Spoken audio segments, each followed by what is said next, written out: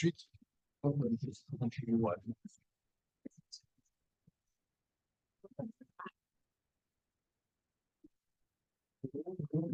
vous.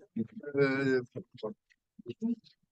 euh, Nombreux à cette session. Aujourd'hui, pour les 2 heures qui viennent, c'est un exposé qu'on va faire à plusieurs,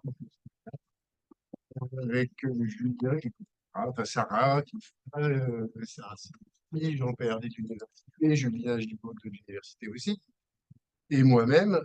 Et l'idée de ces 2 heures est de parler, de discuter en fait autour de 3 outils développés dans le cadre d'un projet ANR, qui est le projet Gambas. Donc en fait, on n'a pas mangé une crevette, hein. Voilà. C'était pour Generating Advanced Model in Biodiversity and Ecosystem Services.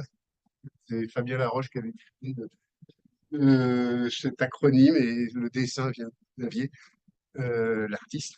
Voilà. Et je vous disais, on va essayer de parler donc 3 outils qu'on a développés. Le premier qui est SCGLR pour Supervised Component Generalized Linear Regression, qui sera présenté par Julien. Et ensuite, il y a une deuxième présentation sur WebSDM que Sarah nous présentera. Et enfin, un dernier qui est un peu plus euh, en développement, dans le sens où il n'y a pas de package qui existe, que voilà, on peut l'appliquer, mais il n'y a pas encore toute la routine, la mécanique qui est Elias Splitting Regression. Voilà. Alors, l'idée aussi, ça a été essayé, et on pense que ça pourra fonder à des discussions, d'essayer d'avoir un seul et unique jeu de données pour essayer d'illustrer ces outils, avec l'idée que c'est pas forcément l'un ne fait pas tout. Il y a des outils qui permettent d'avoir des visions différentes, et donc ça peut être la complémentarité d'outils qui donne une meilleure compréhension de l'écosystème. Et malheureusement, en fait, on va voir que la dernière partie sur les règles d'arbres, il y a une question sur la notion même de qu'est-ce que c'est des données d'abondance, qu'est-ce que c'est l'offset, et ainsi de suite. Et donc, il y a des problèmes. On ne pouvait pas utiliser cette méthode-là directement sur cette troisième page. Euh, Ensuite, donc, juste pour une être rapide état de l'art, euh, voilà, donc ça, c'est le plan que je viens de raconter. Et puis, l'idée, c'est de garder du temps. Alors, il faut qu'à 11 heures, on ait absolument tout fini, hein, mais essayer de garder du temps pour essayer de discuter et d'avoir des questions un peu ouvertes sur ces problèmes. Donc, je vais vite, rapidement rentrer dans qu'est-ce que c'est, d'où ça part. En fait, au départ, c'est dans les années 2000, il y a toute la question de la compréhension de l'impact climatique sur la distribution des espèces. Et là, il y a alors, l'article qui existe sur des species distribution models, qui sont aussi connus sous le nom de modèles de niche, modèles environnementaux de niche, etc., etc. Et cetera. Et qu'est-ce que c'est que ces outils? Globalement, ce sont des méthodes statistiques ou informatiques qui ont pour objectif de prédire, selon des environnements, de prédire la répartition d'une espèce. Dans l'espace et dans le temps. Et au gros, des années 2011, en fait, l'un on va dire, des critiques qu'on peut faire de ce modèle-là, c'est qu'elle ne prend pas en compte les dépendances entre les espèces, on ne prend pas en compte abiotique.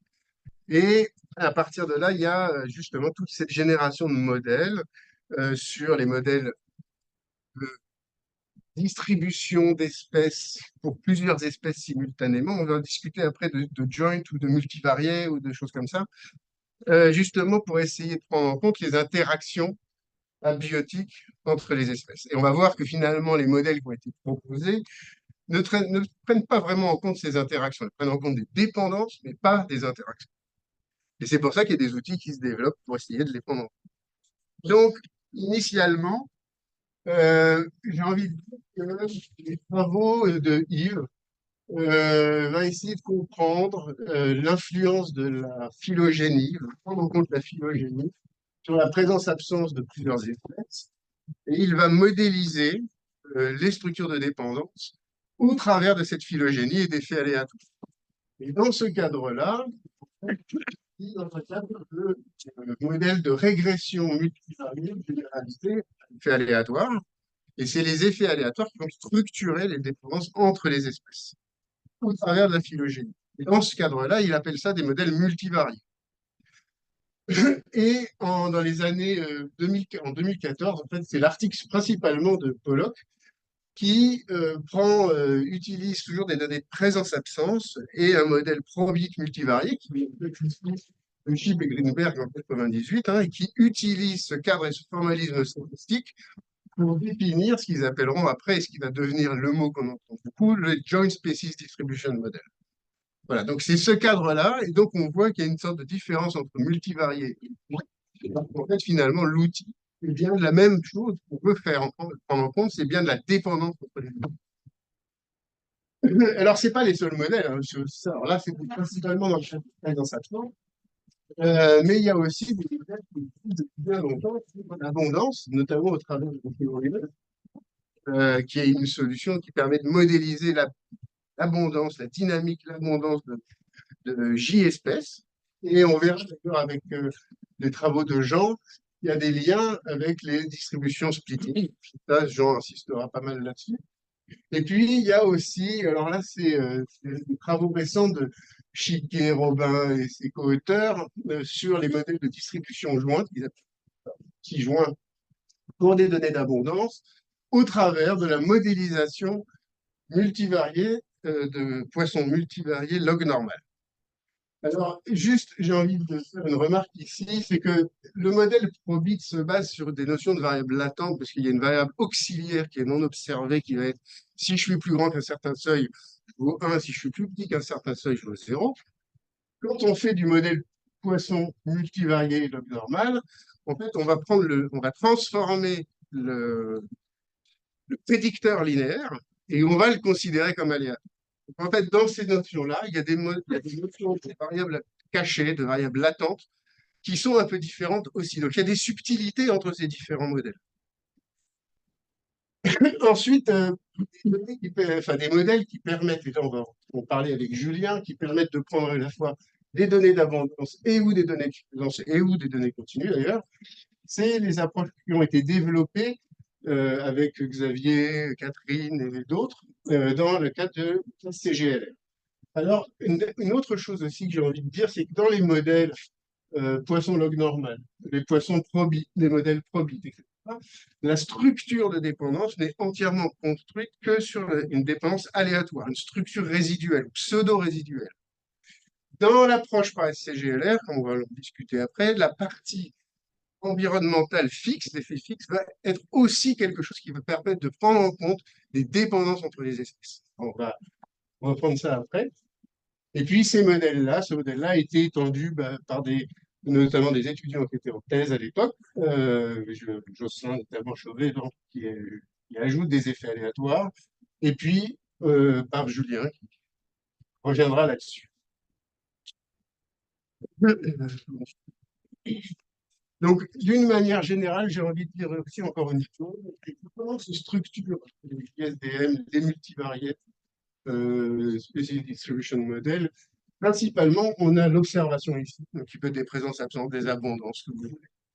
Et en fait, on va plonger, parce que c'est difficile de modéliser directement des lois discrètes, etc. On va plonger ces observations dans un espace latent, Z, qui est finalement, à la fin, on va se ramener au monde gaussien.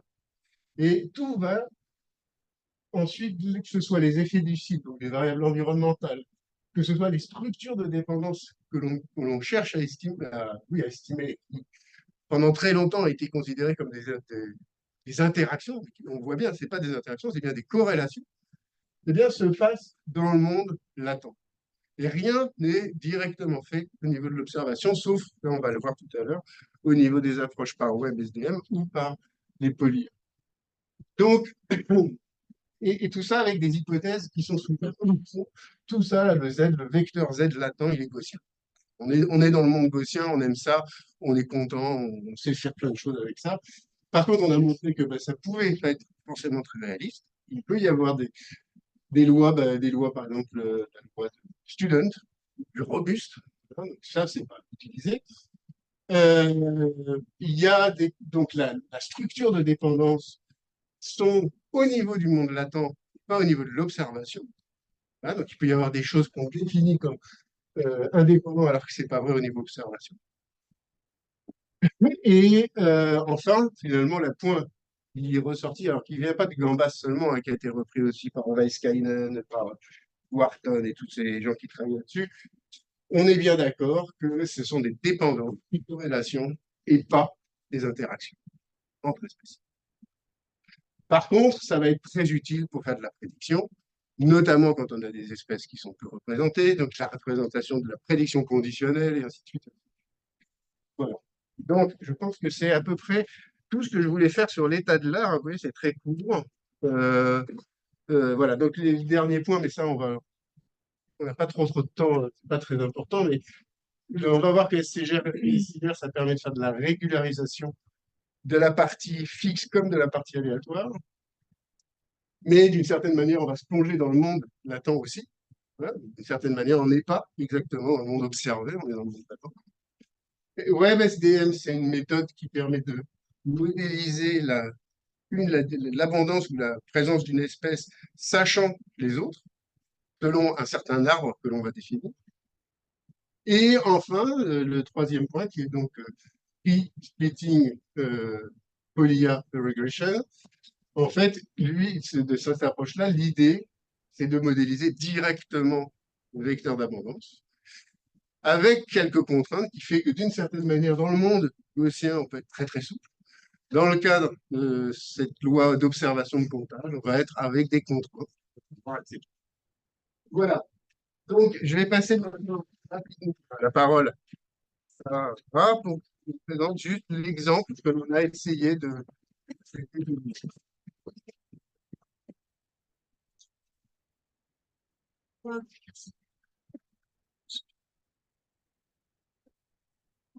Développement statistique.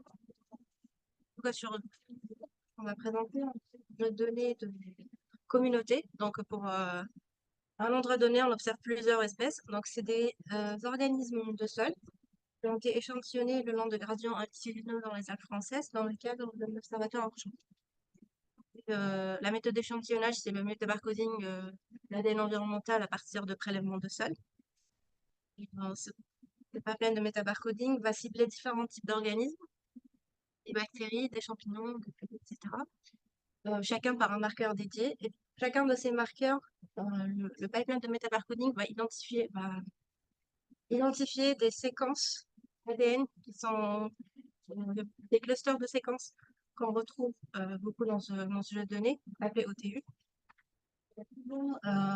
Vu la riche biodiversité qu'il y a dans le sol, on va avoir énormément d'OTU. Donc nous, ce qu'on a fait, c'est qu'on les a agrégés en groupes. Et ces groupes-là sont déterminés par l'hiérarchie que vous avez en bas, en fonction, donc ils sont groupés en fonction du marqueur qui est utilisé pour amplifier l'ADN, du régime trophique, donc ce que mangent les différents organismes, ou leur fonction dans le sol, et également de leur appartenance taxonomique. Donc qu'est-ce que ça représente exactement comme organisme. Donc, au final, on va avoir pour chaque échantillon de sol, on va avoir l'abondance, la pseudo-répondance de ces différents groupes qui sont organisés suivant cette hiérarchie. Pour chaque échantillon, on va aussi avoir des covariables environnementales, à la fois des mesures qui ont été prises in situ de physico-chimie du sol, mais également des variables extraites à partir de bases de données spatiales type climat, structure du paysage ou phénologie. Et puis, ce qui est aussi d'intéressant dans ce jeu de données, c'est qu'on a aussi un réseau trophique, c'est-à-dire un réseau d'interaction de qui mange qui entre ces groupes-là. C'est représenté par un graphe cyclé dirigé acyclique. Sur ce graphe-là, chaque lien va représenter, donc un lien va d'un nœud à un autre. Les nœuds représentent les différents groupes, comme vous le dites, donc les variables de réponse. Et puis les arêtes vont représenter d'un nœud A à un nœud B, ça veut dire que le groupe B consomme le groupe A. Une interaction trophique entre eux.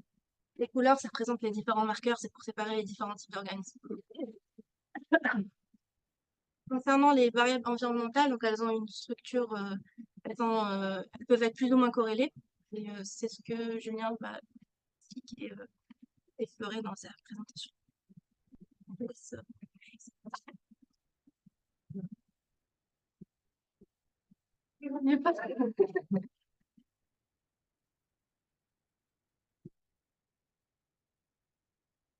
Et bon, bonjour à tous et bonjour à toutes. Merci à Fred et Sarah pour l'introduction et merci organisateurs et organisatrices pour ces 2 jours de congrès. Donc moi, je vais présenter ce que nous, on a fait dans le cadre de cet ANR. On s'est intéressé dans un contexte de modèle joint d'espèces à comment on pouvait régulariser et réduire la dimension quand on a beaucoup de variables explicatives qui peuvent être très corrélées, voire redondantes. Pour faire ça, pour le faire de manière un peu scolaire, hein, on s'arrête. Ça veut dire qu'il n'y a pas de... Ça s'arrête.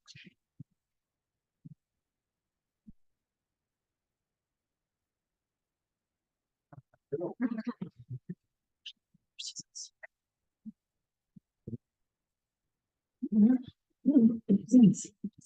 c'est ça qui est...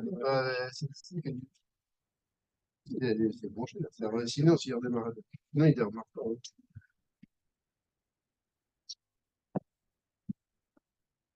Tu peux pas faire ça. Faut que je meuble maintenant. Ouais, c'est bien.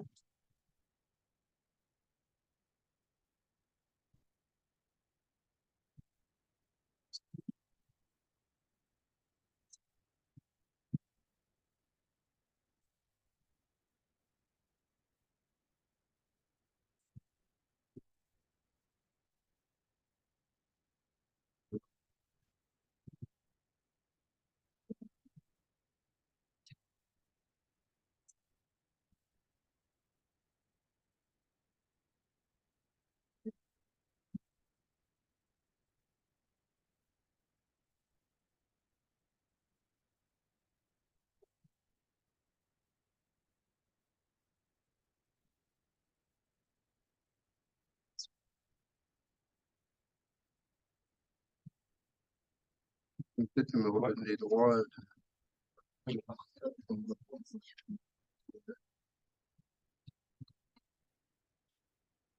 C'est besoin d'un code secret aussi. Non, Tout à l'heure. non, moi j'ai...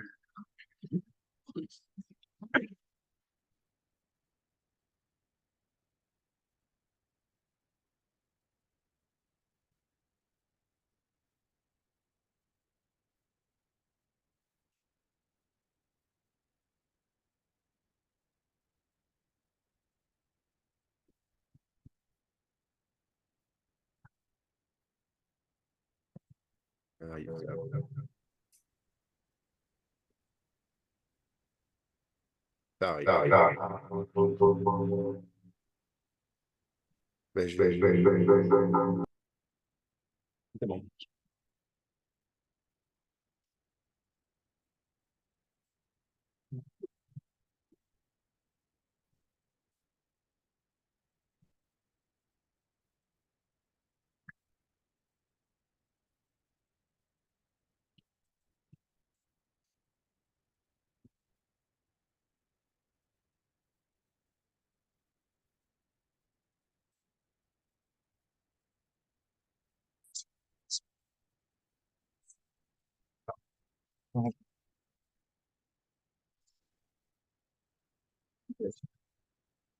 Donc voilà, pour le faire de manière un peu scolaire, voici le plan.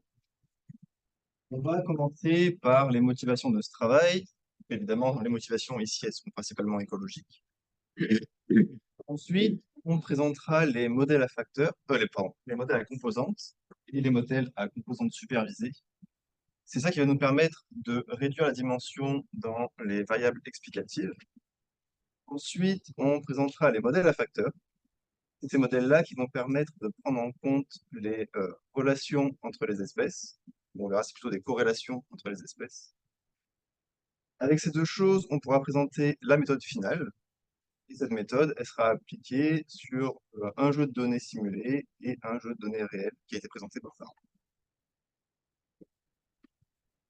Alors, pour ce qui est des motivations. Donc, comme d'habitude, dans le cas des modèles joints d'espèces, on a notre tableau de comptage d'espèces.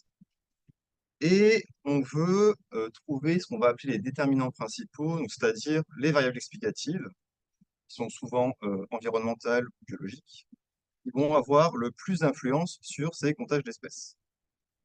Ce qu'on va vouloir faire en plus, c'est trouver parmi les espèces des groupes qui vont partager des groupes mutuels. Typiquement, si deux espèces ont une relation de chasseur-proie, on aimerait qu'elles soient classées ensemble. Pour répondre à ces questions écologiques, on va faire de la modélisation statistique, où les déterminants principaux ils vont être modélisés par des dimensions fortes dans l'espace des variables explicatives. Et ces dimensions fortes, elles vont être trouvées à l'aide de composantes supervisées. Une fois, je reviendrai juste après dessus pour savoir ce que c'est. Et pour identifier les groupes d'espèces, ce qu'on va vouloir faire, c'est lire dans la matrice des corrélations des blocs. Et ces blocs, cette matrice de corrélation, elle va être estimée à l'aide des modèles à facteurs. Mais nous, on a une petite contrainte supplémentaire, c'est que des variables explicatives, on en a beaucoup. Et ces variables explicatives, elles vont être découpées en groupes thématiques. Donc, imaginez que vous avez un groupe de variables qui va être là pour mesurer la température et un groupe de variables qui va être là pour mesurer la qualité des sols.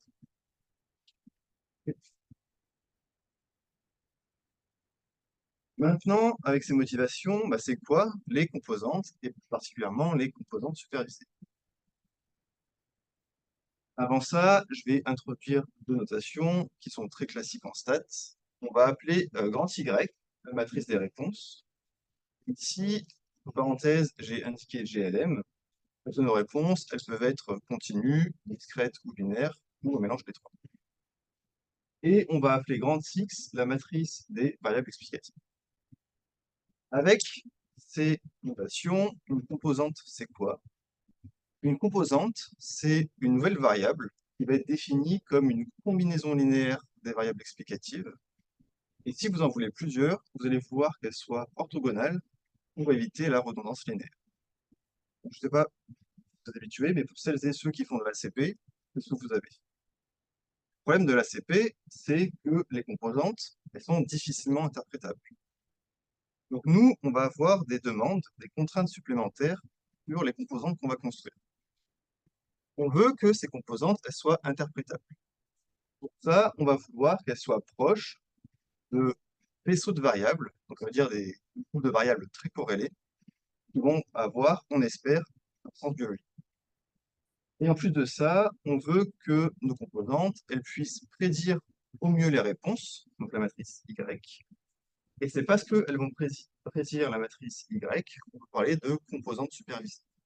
Ici, il faut comprendre, les composantes sont supervisées par la matrice Y.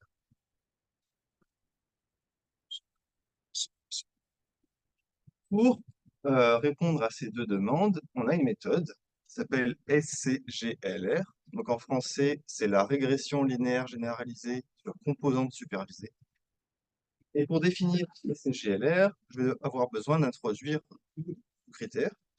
Vous avez deux demandes, on va avoir un critère pour chacune.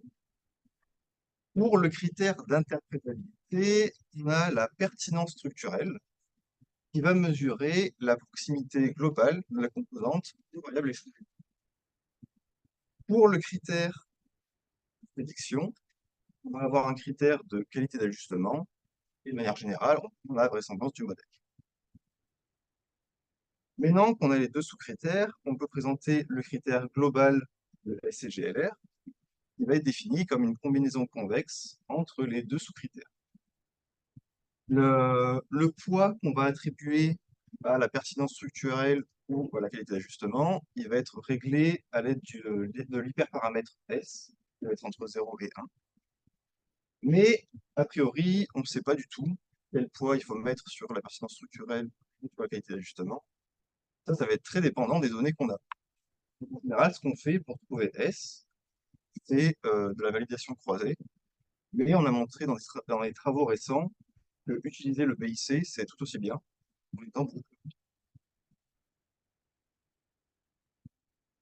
Donc ça, c'est SCGLR à l'origine. Mais nous, on veut l'étendre. Donc cette extension, on va l'appeler SCGLR. On veut l'étendre au cas où on a un découpage des variables explicatives en différents groupes thématiques. Ici, je vais plus pouvoir trouver les composantes dans l'ensemble des variables et dans chacun des thèmes, indépendamment les uns des autres. Donc ça, c'est ce que va représenter le petit diagramme. On voit que dans chacun des blocs qu'on va noter de x1 à xr, on va trouver des composantes, et ces composantes, on voit encore, c'est-à-dire la matrice Y. Mais comme on a changé un peu la modélisation, les demandes qu'on a, elles vont aussi un peu changer. Donc comme je l'ai dit, on va vouloir que les composantes soient identifiées dans les thèmes. Les composantes, elles vont plus être toutes orthogonales les unes aux autres, mais elles vont être orthogonales à l'intérieur. Et encore une fois, toutes les composantes doivent prédire.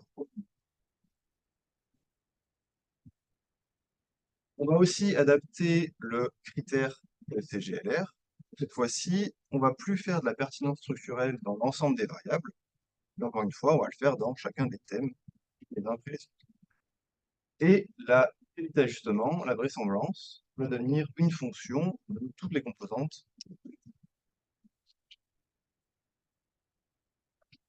Ok, donc ça c'était pour les composantes supervisées. Et maintenant, qu'est-ce que sont les modèles à facteurs? Les modèles à facteurs, c'est des linéaires qui s'écrivent comme ceci en bleu, où on va avoir une partie qui va être non aléatoire et une partie aléatoire. La partie non aléatoire, c'est celle qui est notée bêta x. X, ça va être vos variables, et bêta, les coefficients de régression. Et la partie aléatoire, ça va être grand BG. G, ça va être une variable latente, on va supposer gaussienne.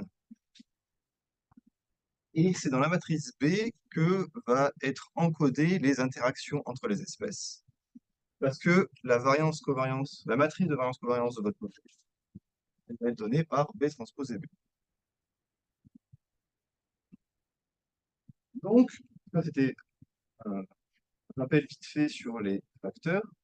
Maintenant, on peut montrer la version finale du modèle. Donc ici, on ne va plus parler de Y, mais de eta. C'est juste les prédicteurs linéaires dans les GLM. Où, encore une fois, on va avoir une partie qui va être non aléatoire. C'est dans la partie non aléatoire que va se passer la réduction de dimension à l'aide de thème SCGLR. Et la partie aléatoire, elle va être gérée par les facteurs G et B. Encore une fois, on va devoir adapter le critère SCGLR, où, cette fois-ci, comme dans le thème classique, on va faire de la pertinence structurelle dans chacun des thèmes. Mais cette fois-ci, la vraisemblance, ça va devenir la vraisemblance du modèle à facteurs.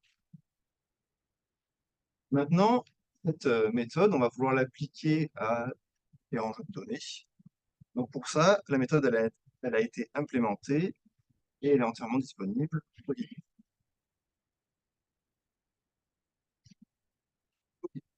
Là, on va présenter deux petites applications numériques pour voir si ça marche bien.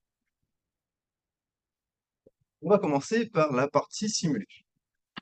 Pour la simulation, on commence par la partie non aléatoire, où la matrice Y va être simulée avec 20 réponses gaussiennes, 20 poissons dits binaires. Les règles explicatives, elles vont être simulées en deux thèmes explicatifs, en deux groupes thématiques, où chacun des thèmes va avoir deux faisceaux de variables. Les faisceaux, c'est des groupes de variables non corrélées qu'on va vouloir retrouver. Et en plus de ça, on va rajouter des variables qui vont être là juste pour la partie aléatoire. On va simuler trois facteurs qui va nous permettre de simuler une matrice de variance-covariance qui va être de... À ces facteurs, on va simuler, enfin on va leur mettre des coefficients de régression dans la matrice B, qui va avoir cette forme-là.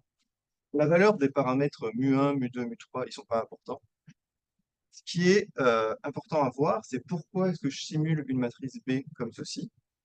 C'est pour obtenir une matrice de variance-covariance, puis une matrice des corrélations qui ressemble à ça.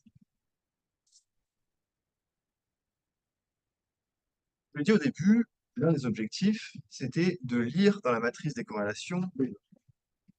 Donc là, vous pourrez me dire, bah, c'est facile, les blocs, on peut en lire 3. Mais en fait, là, j'ai un peu triché, c'est moi qui l'ai simulé comme ça.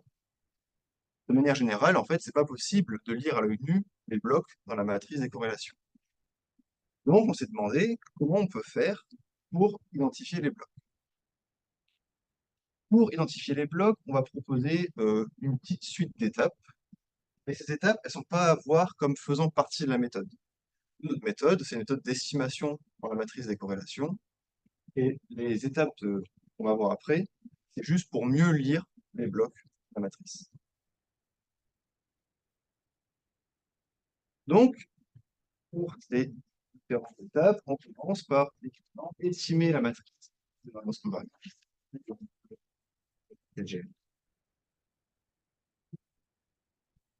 Avec les variances covariance, on a la matrice des corrélations. À partir des corrélations, on peut définir une distance entre les espèces, ou deux espèces qui vont avoir une corrélation très forte, très proche au sens de cette distance-là. Sur la matrice des distances, on va pouvoir utiliser une méthode qui s'appelle le repositionnement multidimensionnel. En fait, c'est juste pour avoir une représentation en coordonnées de ces variables. Ici, qui sont les espèces. Et maintenant qu'on a des coordonnées, ben, on peut appliquer une méthode très simple comme les k-means sur ce nouveau jeu de données qu'on a créé.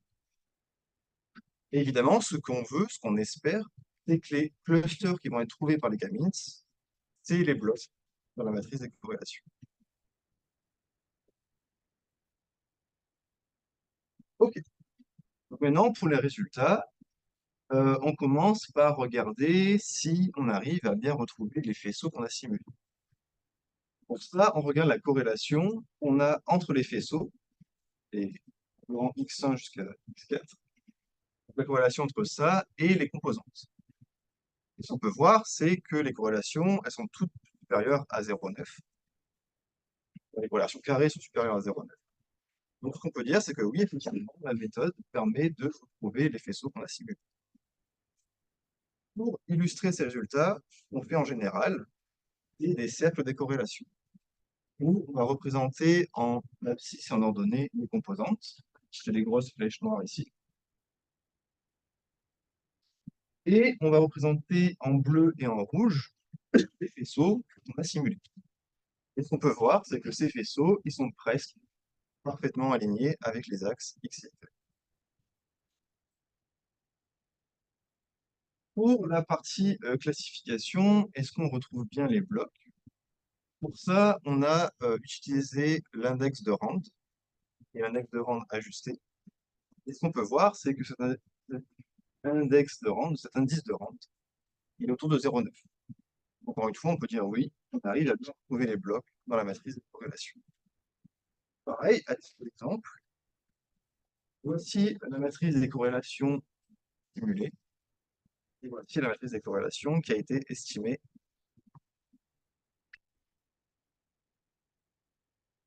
Ok, donc là, on est content, on s'est assuré sur des simulations que la méthode fonctionne bien. Qu'est-ce que ça donne maintenant sur un jeu de données réel? Donc ce jeu de données, c'est celui qui a été présenté par Sarah. Donc, juste pour un petit rappel, on a une matrice Y qui est 53 comptes d'ADN. Ces comptes, pardon, on peut les voir de deux manières. Soit on les laisse bruts et on les modélise avec du poisson. Et ce qui peut être fait aussi parfois, c'est de les standardiser et les considérer comme continus et gaussiens.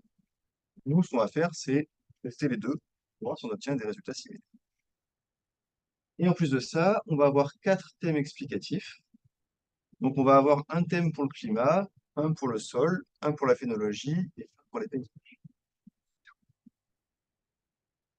Premier résultat qu'on a obtenu, ce qui est des groupes d'espèces.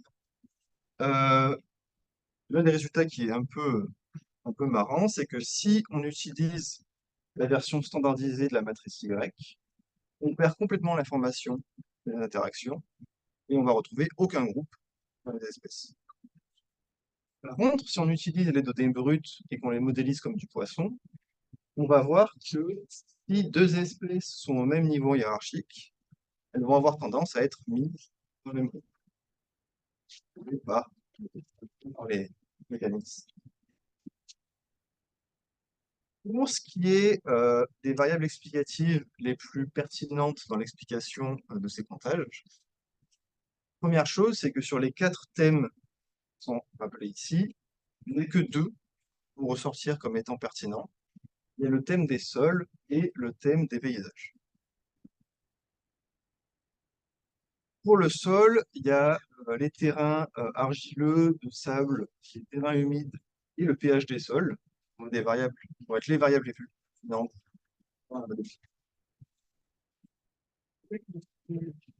Les paysages, on remarque que ce sont les prairies, les forêts conifères et les zones urbaines. Donc ces influences peuvent être négatives. Pour représenter ces résultats, pareil, on fait les cercles des corrélations. Et ce qu'on peut voir, c'est que sur la première composante ici, est opposée l'argile.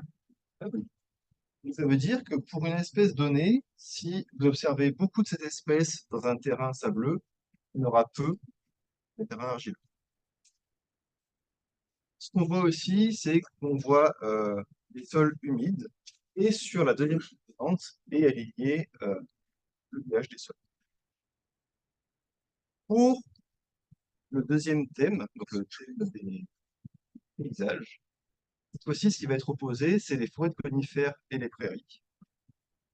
Et sur la deuxième composante, donc ça ne se voit pas trop parce que c'est superposé, mais vous avez un petit faisceau de variables qui code les zones urbaines.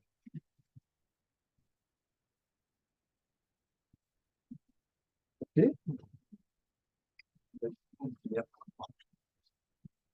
Qu'est-ce qu'on a fait dans ce travail? On a étendu SGLR de sorte à pouvoir faire des modèles à facteurs.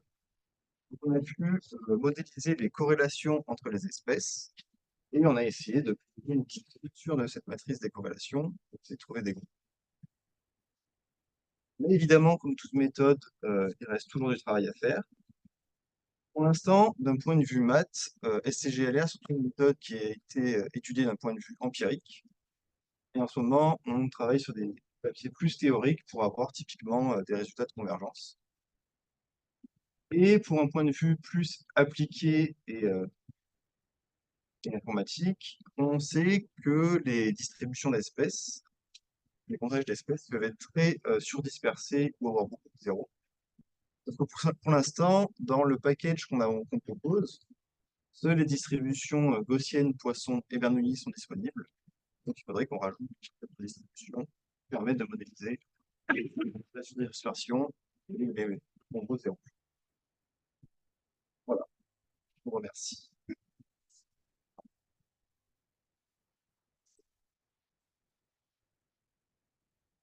Oui, on enchaîne.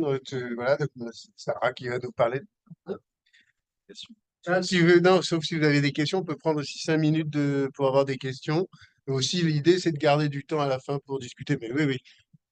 Question. Un modèle qui a des contraintes, donc d'une interprétabilité, c'est-à-dire que ce soit des variables explicitement qui soient responsables justement, et que ce soit par thème. Est-ce que ça veut dire que, sachant les contraintes, comment le modèle il s'ajustera moins bien qu'un modèle où il n'y a pas ces contraintes? Au sens de si tu voulais utiliser ce modèle pour, par exemple, du forecast, ou c'est plus pratique pour l'humain, mais d'un autre côté, ça prédit un peu moins bien. Alors ouais, effectivement, l'objectif là, c'est pas vraiment de prédire, ouais, c'est plus d'expliquer.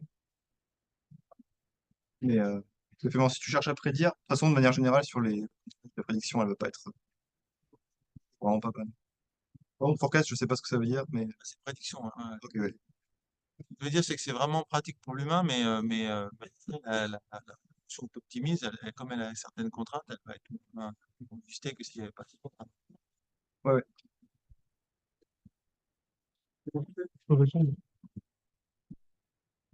Parlez à voix haute, parce que je pense que c'est enregistré, donc parler assez fort. Oui, bah. c'est que les contraintes, il faut les mettre au début. C'est une méthode qui permet d'explorer l'ensemble des possibilités explicatives à l'intérieur des données. Donc, si tu fonctionnes avec un seul bloc, tu ne fabriques pas des thèmes. Par contre, au fur et à mesure de l'analyse, tu vois apparaître quand même des faits de structure qui te disent, ah ben oui, ça, je devrais les mettre dans un thème à part pour en isoler les faits. Et celui-là, je devrais le mettre dans un thème à part. Et en fait, tu vas t'apercevoir que tu desserres des contraintes sur les composantes parce que si tu fais un seul thème avec tout, un seul bloc avec tout, X, ce que tu es en train de faire, c'est tu vas contraindre les composantes à être dans un deux orthogonal.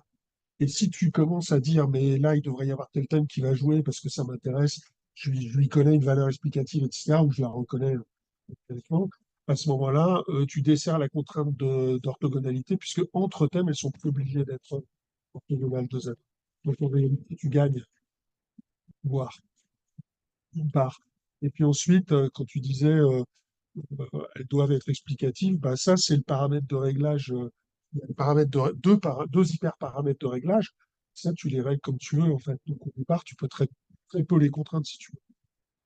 Le tout, c'est qu'à la fin de la démarche, qui est une démarche progressive et qui tient compte des résultats précédents à chaque fois, c'est pas juste une petite application comme ça d'un seul coup.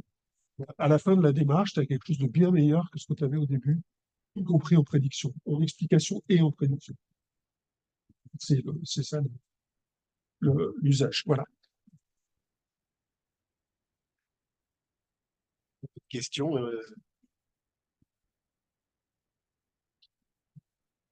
Je laisse la place. Continue. Cette partie, je vais vous présenter un travail que Giovanni Puglietto a fait pendant sa thèse, qui est sur incorporer des interactions que l'on connaît. On va essayer de préparer, mais plutôt incorporer des interactions connues dans des modèles de distribution d'espèces. Je vais commencer par une partie contexte où l'idée c'est de présenter pourquoi on cherche à faire ça, quel est l'intérêt, et puis ensuite qu'est-ce qui fait que maintenant c'est devenu possible alors qu'avant ce n'était pas le cas. Et puis le modèle statistique sous-jacent, et je terminerai par des exemples de résultats qu'on peut avoir avec ce modèle sur le jeu de données que j'avais présenté. Sans par un peu de contexte. On sait que les écosystèmes naturels sont très complexes. Les espèces sont dépendantes entre elles, elles ne dépendent pas uniquement de l'environnement physique dans lequel elles se trouvent, mais elles dépendent également les unes des autres à travers différents types d'interactions, que ce soit des interactions trophiques qui leur permettent d'acquérir la ressource nécessaire ou des interactions de compétition, de facilitation, etc.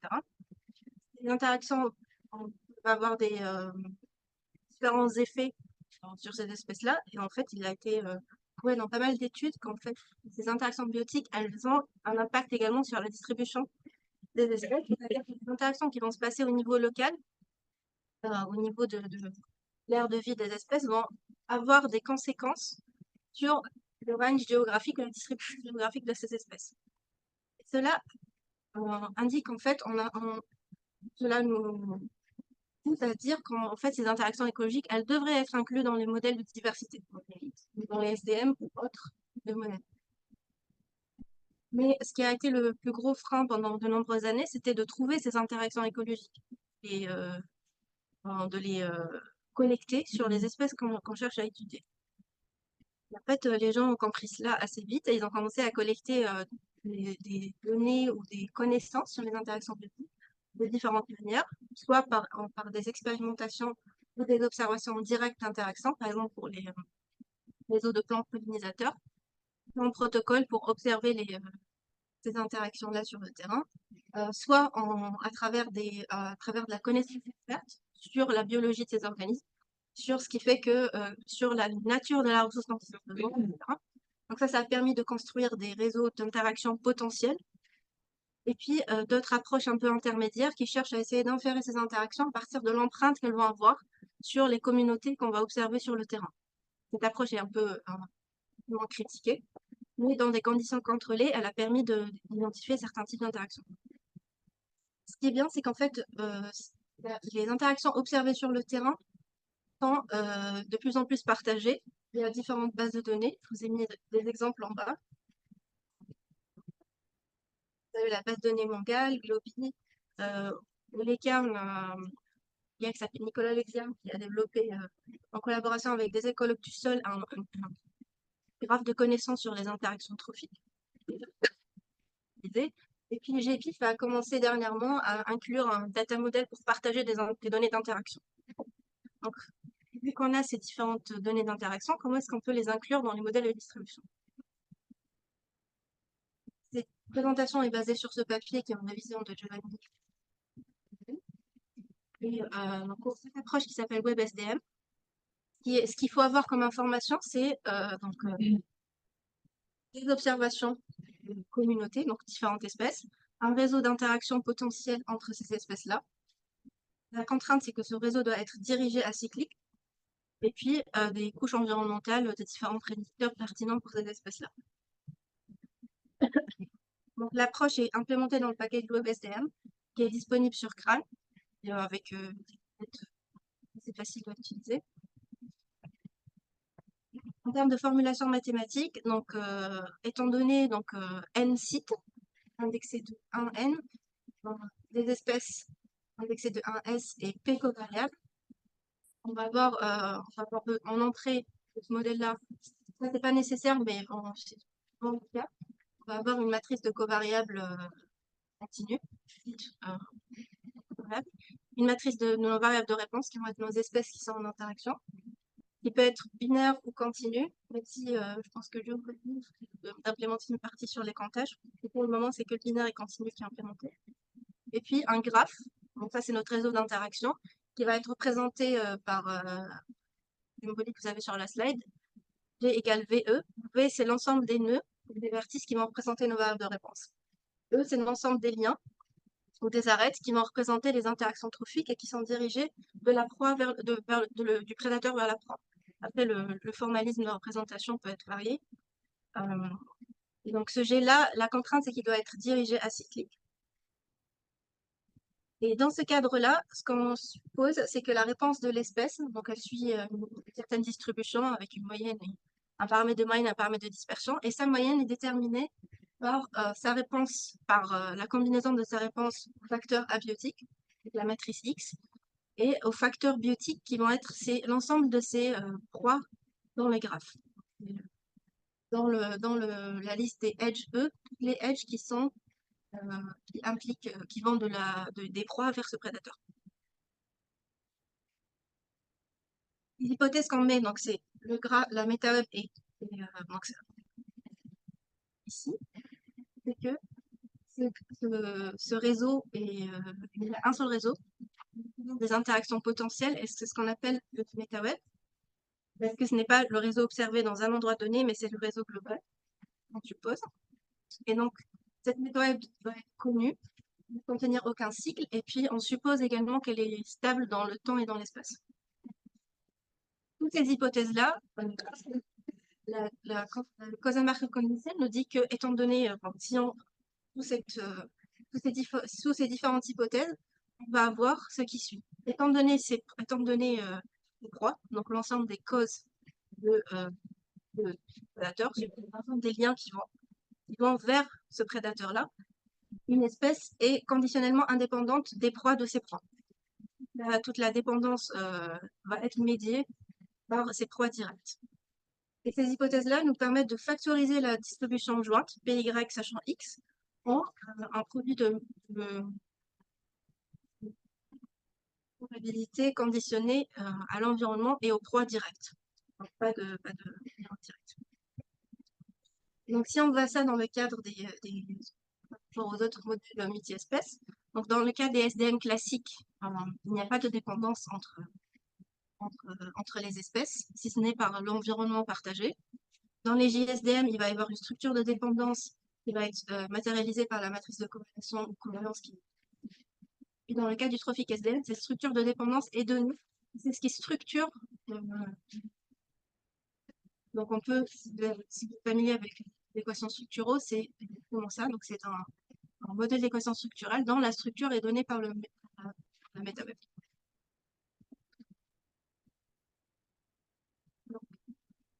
Si on prend un exemple ici d'un réseau trophique entre certains vertébrés, qui dépendent à la fois de leur proie et de l'environnement, représentés par les ici.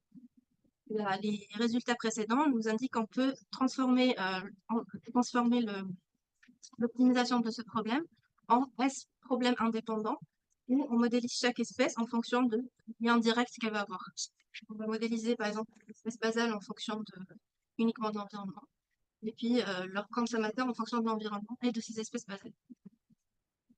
En termes de fitting, on va gagner en performance parce qu'on pourra résoudre S problème en parallèle.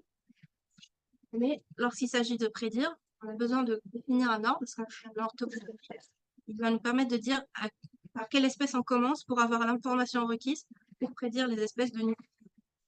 Et en fait, c'est cet ordre topologique qui peut être calculé par différents algorithmes qui sont implémentés dans Gauge of Web.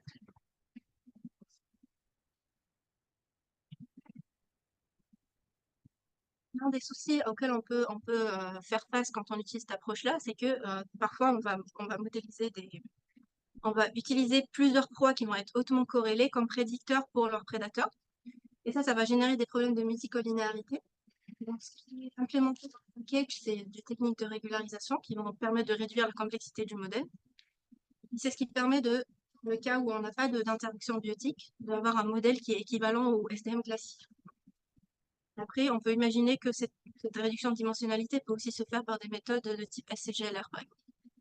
Donc, il y a des ponts possibles entre les différentes approches. Un autre problème potentiel, c'est que pour des prédateurs qui vont être généralistes, c'est-à-dire qu'ils vont avoir un nombre très élevé de proies, ça va dans le sens où on ne va pas forcément avoir une dépendance justifiée en certaines proies spécifiques. Donc, ce qui est implémenté dans le package, enfin une proposition, c'est qu'au lieu d'utiliser l'identité ou l'abondance des proies, c'est plutôt d'utiliser des variables composites qui vont synthétiser l'ensemble des proies de ces espèces-là, soit en prenant la diversité de ces proies-là, donc par exemple la richesse, le nombre de proies présentes à cet endroit-là, ou leur diversité fonctionnelle, c'est-à-dire leur diversité en termes de différents rôles qu'ils vont occuper dans leur communauté. Voire des variables de type est-ce qu'il y a au moins une proie qui est présente.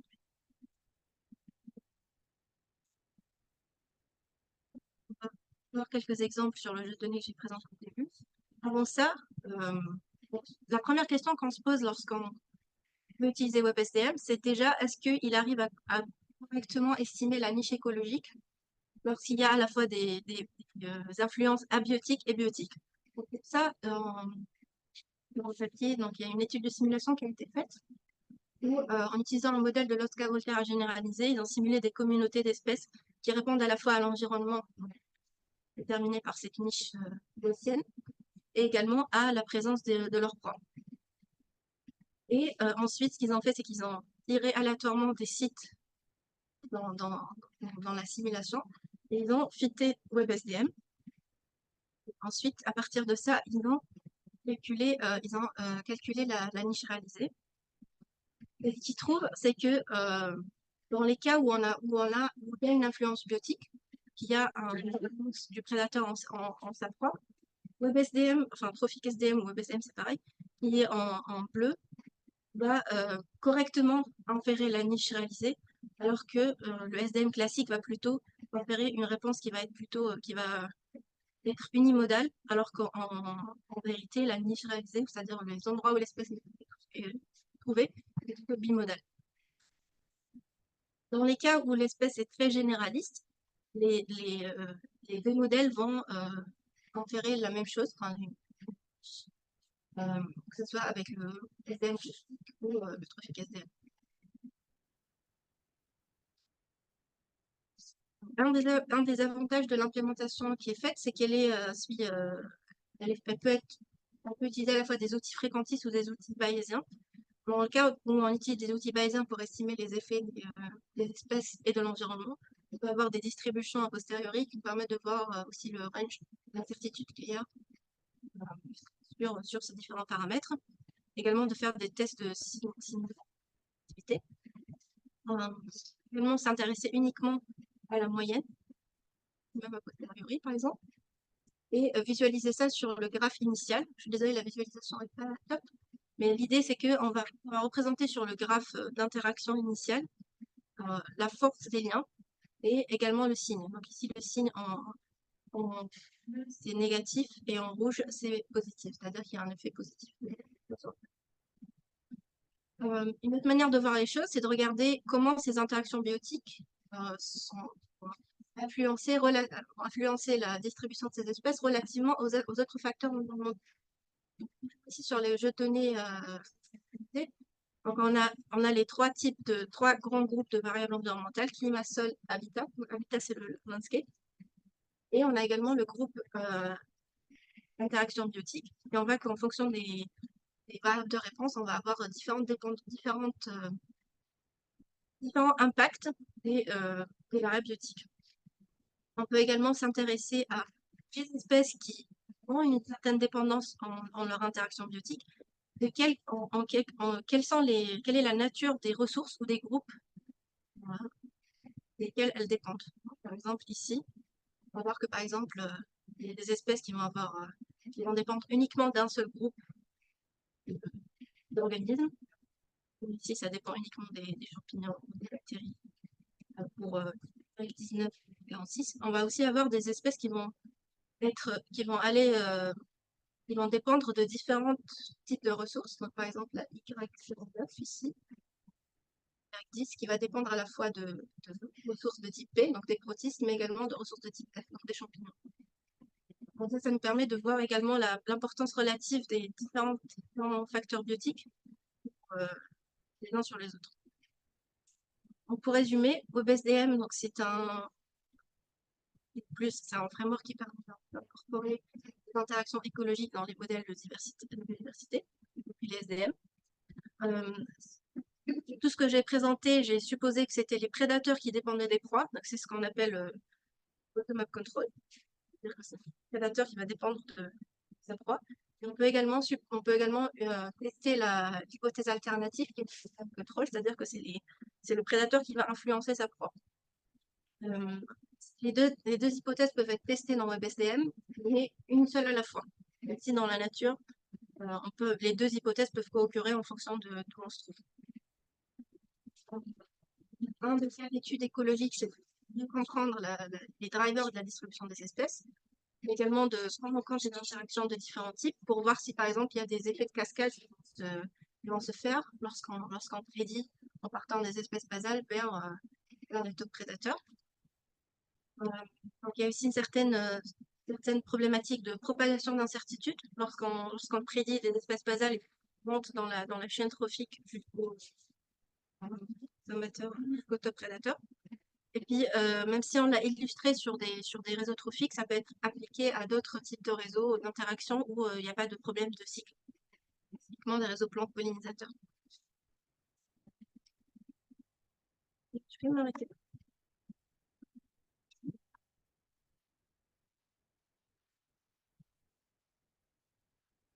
On a encore le temps pour quelques questions.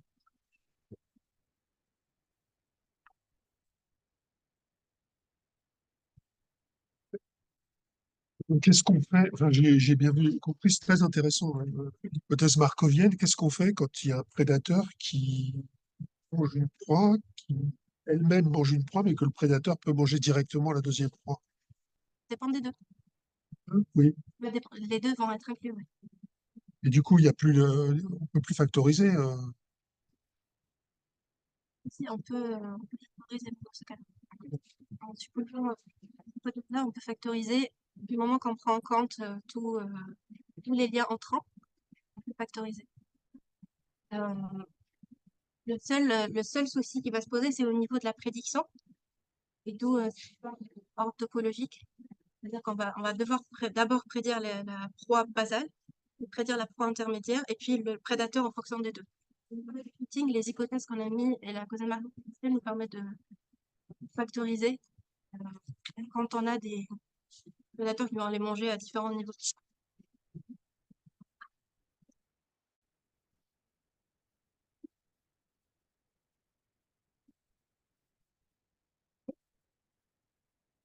Une question.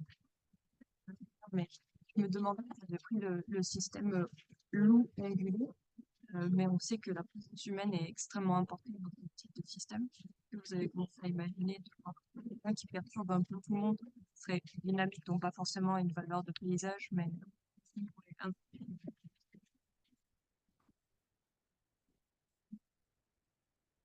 Je pense on peut inclure un nœud là, parce que tout comme on a inclus l'environnement comme étant un nœud un peu exogène qui influence tout le monde, on peut inclure l'influence humaine comme étant un nœud exogène dans ce graphe-là, qui influence toutes les espèces pour lesquelles on sait qu'il y a une influence.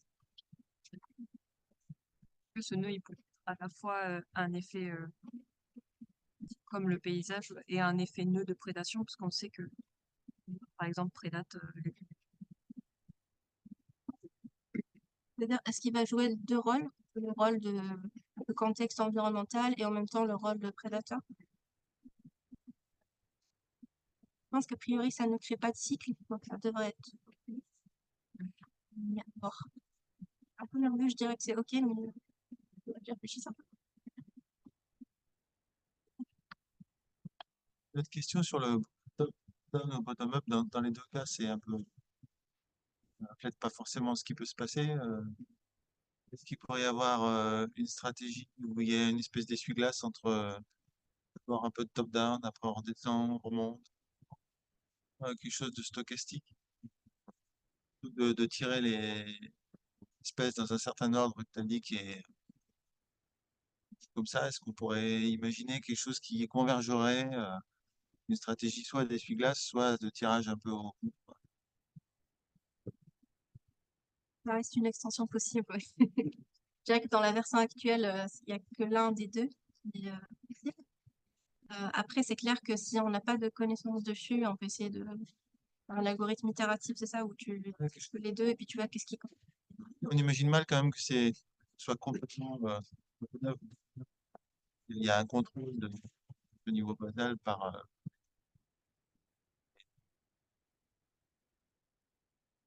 voilà, c'est peut être pour des options.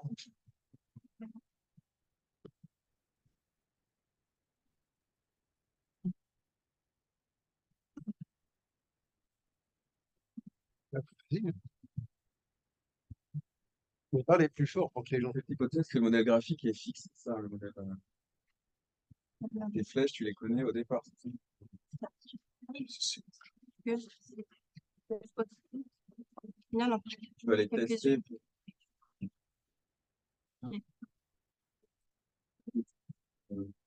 Chercher.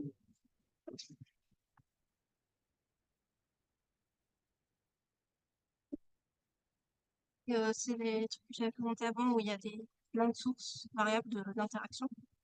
Après, quand tu sais pas, tu peux essayer de repérer l'information à partir des espèces similaires. Donc, tu connais pas cette information. Et dans le modèle en soi, tu peux être observateur et mettre pas mal de liens et ensuite les estimer.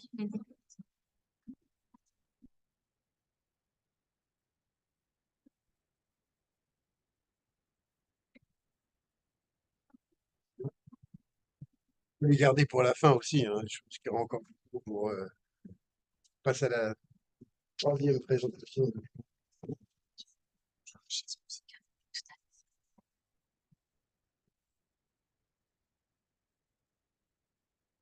Bonjour à tous. Alors, moi, je vais vous parler d'une famille de modèles qui tourne autour de Polya, Polya splitting. Et donc, le contexte, donc on est toujours dans des données de comptage multivariées. À chaque fois, je vais noter mon vecteur de comptage Y A et on aura grand J espèce. C'est l'indice pour le site. Moi, je vais vraiment me focaliser sur la distribution vecteur Y. Je vais un peu oublier les covariables. Je ne vais pas en parler. En fait, on peut les rajouter dans le modèle, hein, il n'y a pas de souci. C'est un modèle de régression. Mais voilà, moi, je vais regarder vraiment la distribution de mon vecteur réponse. La procédé classique, c'est d'utiliser le poisson normal, on parlait tout à l'heure. Là, ici, on dit que le vecteur Y suit un modèle de poisson log normal si chaque espèce, YJ, conditionnellement une variable latente lambda j, il suffit une loi de Poisson pour paramétre lambda j. Et en fait, conditionnellement à ce latent, les j sont indépendants. La structure de dépendance, c'est ce que disait Fred tout à l'heure, elle va venir en fait de notre vecteur latent. C'est ce qu'on a juste en dessous, c'est le ln de lambda. Là, on passe au log pour passer sur des variables qui vont être réelles, donc potentiellement négatives ou positives. Et du coup, on peut faire une hypothèse là-dessus de vecteur gaussien.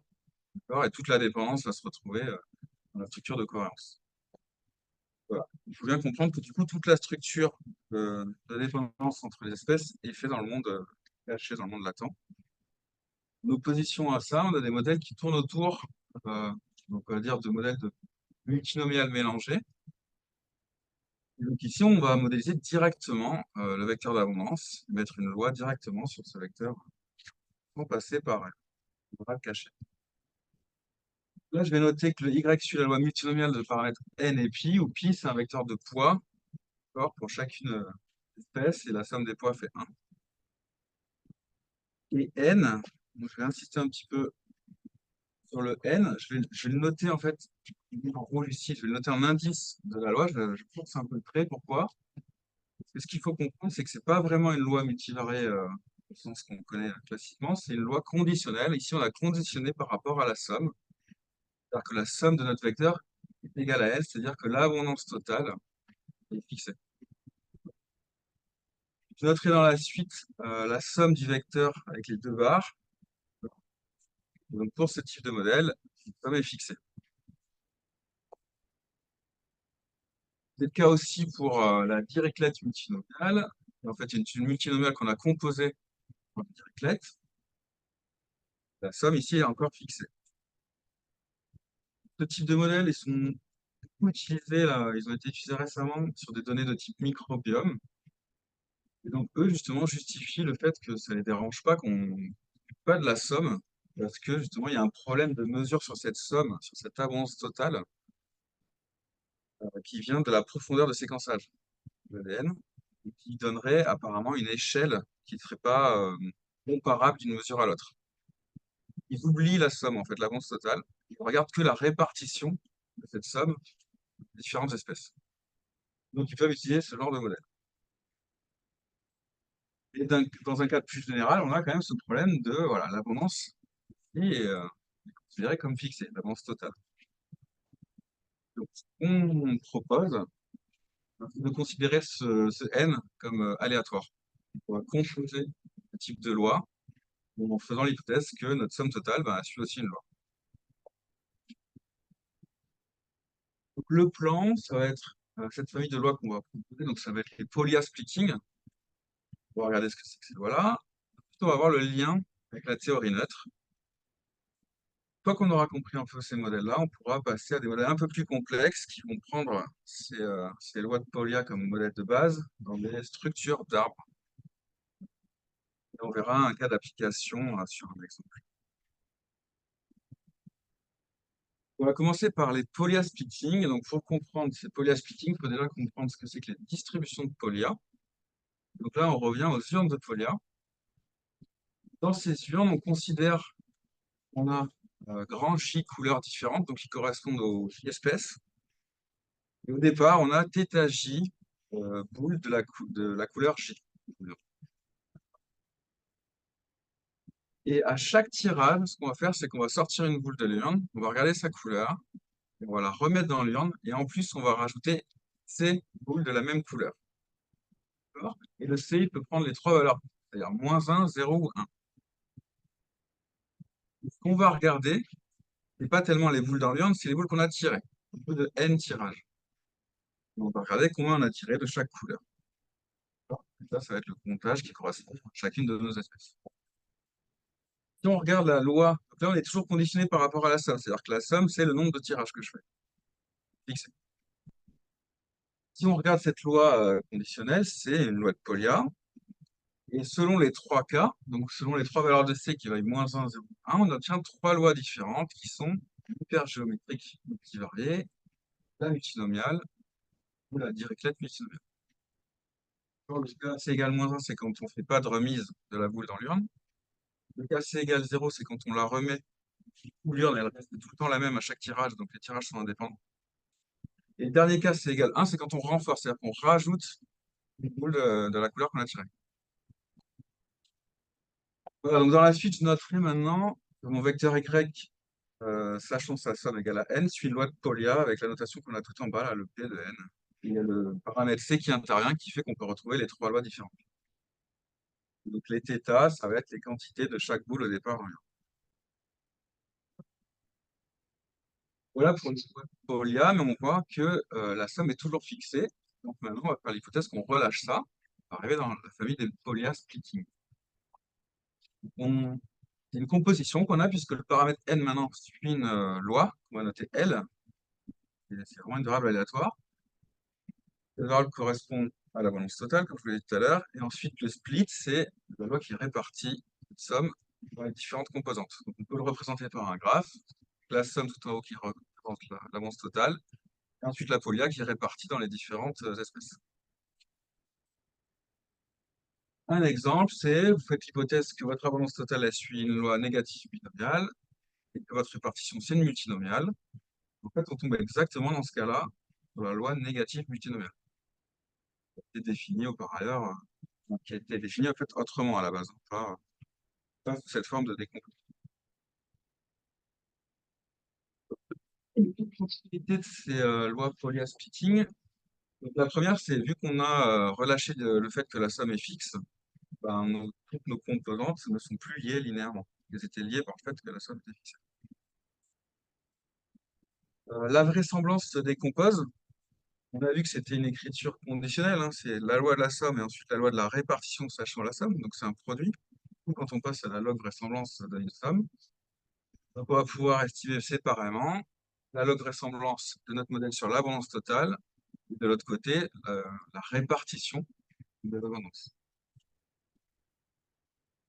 Le troisième point, je ne vais pas en parler, c'est sur les marginales. Et le dernier point, c'est sur la covariance. Donc là, ce qu'on voit, c'est que la covariance entre deux espèces, I et J, elle est donnée par cette formule. Et ce qui est important, c'est de voir le signe de covariance, donné par la partie qui est entre crochets, là, sur la formule. En fait, ce signe, il dépend complètement des moments de la loi de la somme. Les moments factoriels, les mu1, mu2, là. En fait, ce qu'on est en train de dire, c'est que c'est les moments de notre abondance totale qui drivent complètement le signe de covariance qu'on va avoir pour deux espèces. Et le signe sera le même pour toutes les espèces de A2. Je vous donne ici un ensemble de lois, qui sont des Polya splitting, qui ont des propriétés assez intéressantes. Donc là, en colonne, je vous ai mis différentes lois de split, les trois lois de Polya qu'on a vues juste avant, avec les trois cas C égale moins 1. Et en ligne, c'est les lois de somme possibles qui matchent bien avec ces lois de Polya. En fait, si vous regardez la dernière colonne, on vous donne le signe de covariance.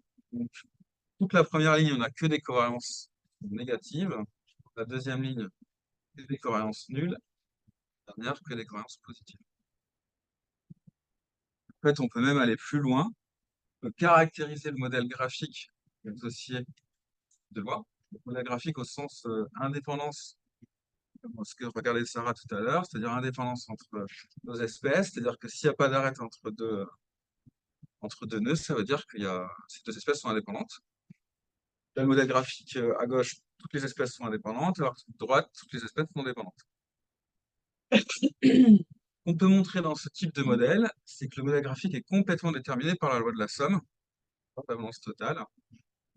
Et il est vide si et seulement si on a une loi de type power série entière. Et sinon, il est complet. Donc, la ligne en bleu là, que vous avez au milieu du tableau, c'est que des cas où on a indépendance entre toutes les espèces. Les cas au-dessus en rouge et en dessous, c'est des cas où toutes les espèces sont dépendantes. Voilà pour le cadre des Polya splitting. Maintenant, on va voir le lien avec la théorie neutre.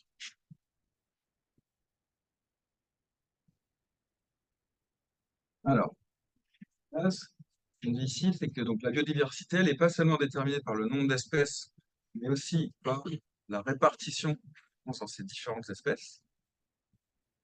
En gros, là, ce qu'on est en train de dire, c'est que les JSDM sont intéressants en mode biodiversité. Et la théorie neutre, elle va contrer un petit peu la vue traditionnelle des niches écologiques, d'accord, qui met beaucoup d'importance sur les interactions, qui donne un rôle majeur de ces interactions biologiques entre espèces dans la détermination des structures de communauté. La théorie neutre, à l'inverse, elle fait vraiment une hypothèse très simpliste, elle élimine les interactions biologiques. Par contre, elle va regarder les processus stochastiques, on va voir tout après, hein, de mort-naissance. Une hypothèse vraiment simpliste et voir ce que ça donne à la fin. Est-ce que ça explique pas finalement certaines covariances, certaines corrélations qu'on observe pour les espèces, qui ne seraient pas dues à des interactions biologiques. Donc pour le cadre mathématique, maintenant, on a toujours un vecteur de comptage, un YJ, mais on l'indexe dans le temps. C'est un processus de mort-naissance. YJ de T, c'est le nombre d'individus dans l'espèce J, autant T. Et donc pour ce processus de mort-naissance, on a besoin de taux de saut. QJ+, c'est pour le taux de saut positif sur l'espèce J, J-, le taux de saut négatif sur l'espèce J. Le plus, c'est un individu en plus, le moins, c'est un individu en moins. Et ce taux de saut, il dépend du vecteur Y, donc qui est en gras, c'est-à-dire qu'il dépend de l'abondance de toutes mes espèces à l'instant du saut. Et donc si on regarde, on peut le réécrire avec des taux d'immigration, des taux de mort et des taux de naissance. Mon processus derrière, du coup, suit qu'on appelle la master équation. Là, on ne va pas s'attarder là-dessus. Il faut dire qu'il y a une équation qui décrit bien ce phénomène. L'important, c'est pour étudier cette équation et surtout l'état stationnaire du processus, parce que c'est ça qui va nous intéresser, hein, c'est-à-dire quelle loi on obtient à l'état stationnaire à la fin quand on fait des hypothèses de mort et naissance. Bah, finalement, les hypothèses de mort et naissance qu'on va faire, c'est surtout sur le ratio plus sur Q-, on va les faire. Et si on les fait directement sur les plus et les moins, en fait, on va trouver une infinité de solutions qui mènent à la même loi stationnaire à la fin. Et donc, la théorie neutre, ce qu'elle va faire, c'est qu'elle va faire des hypothèses vraiment très simplistes, paramétriques sur ces taux de saut, ces taux de mort et de naissance, et voir ce qui se passe à la fin. J'essaie de remonter au plus loin que j'ai trouvé là sur la théorie neutre. Donc, remonter jusqu'au modèle de Caswell en 76. Donc, lui faisait des hypothèses de spéciation qui suivait un processus de Poisson. Ensuite, il dit chaque nouvel immigrant devient le fondateur d'une lignée de descendants qui sera générée par un processus de mort-naissance. Et il fait l'hypothèse B égale D, c'est-à-dire le taux de mort et le taux de naissance sont les mêmes. Surtout, il fait l'hypothèse de théorie neutre, pas d'interaction biologique. Et puis, il regarde aussi des modèles espèce par espèce.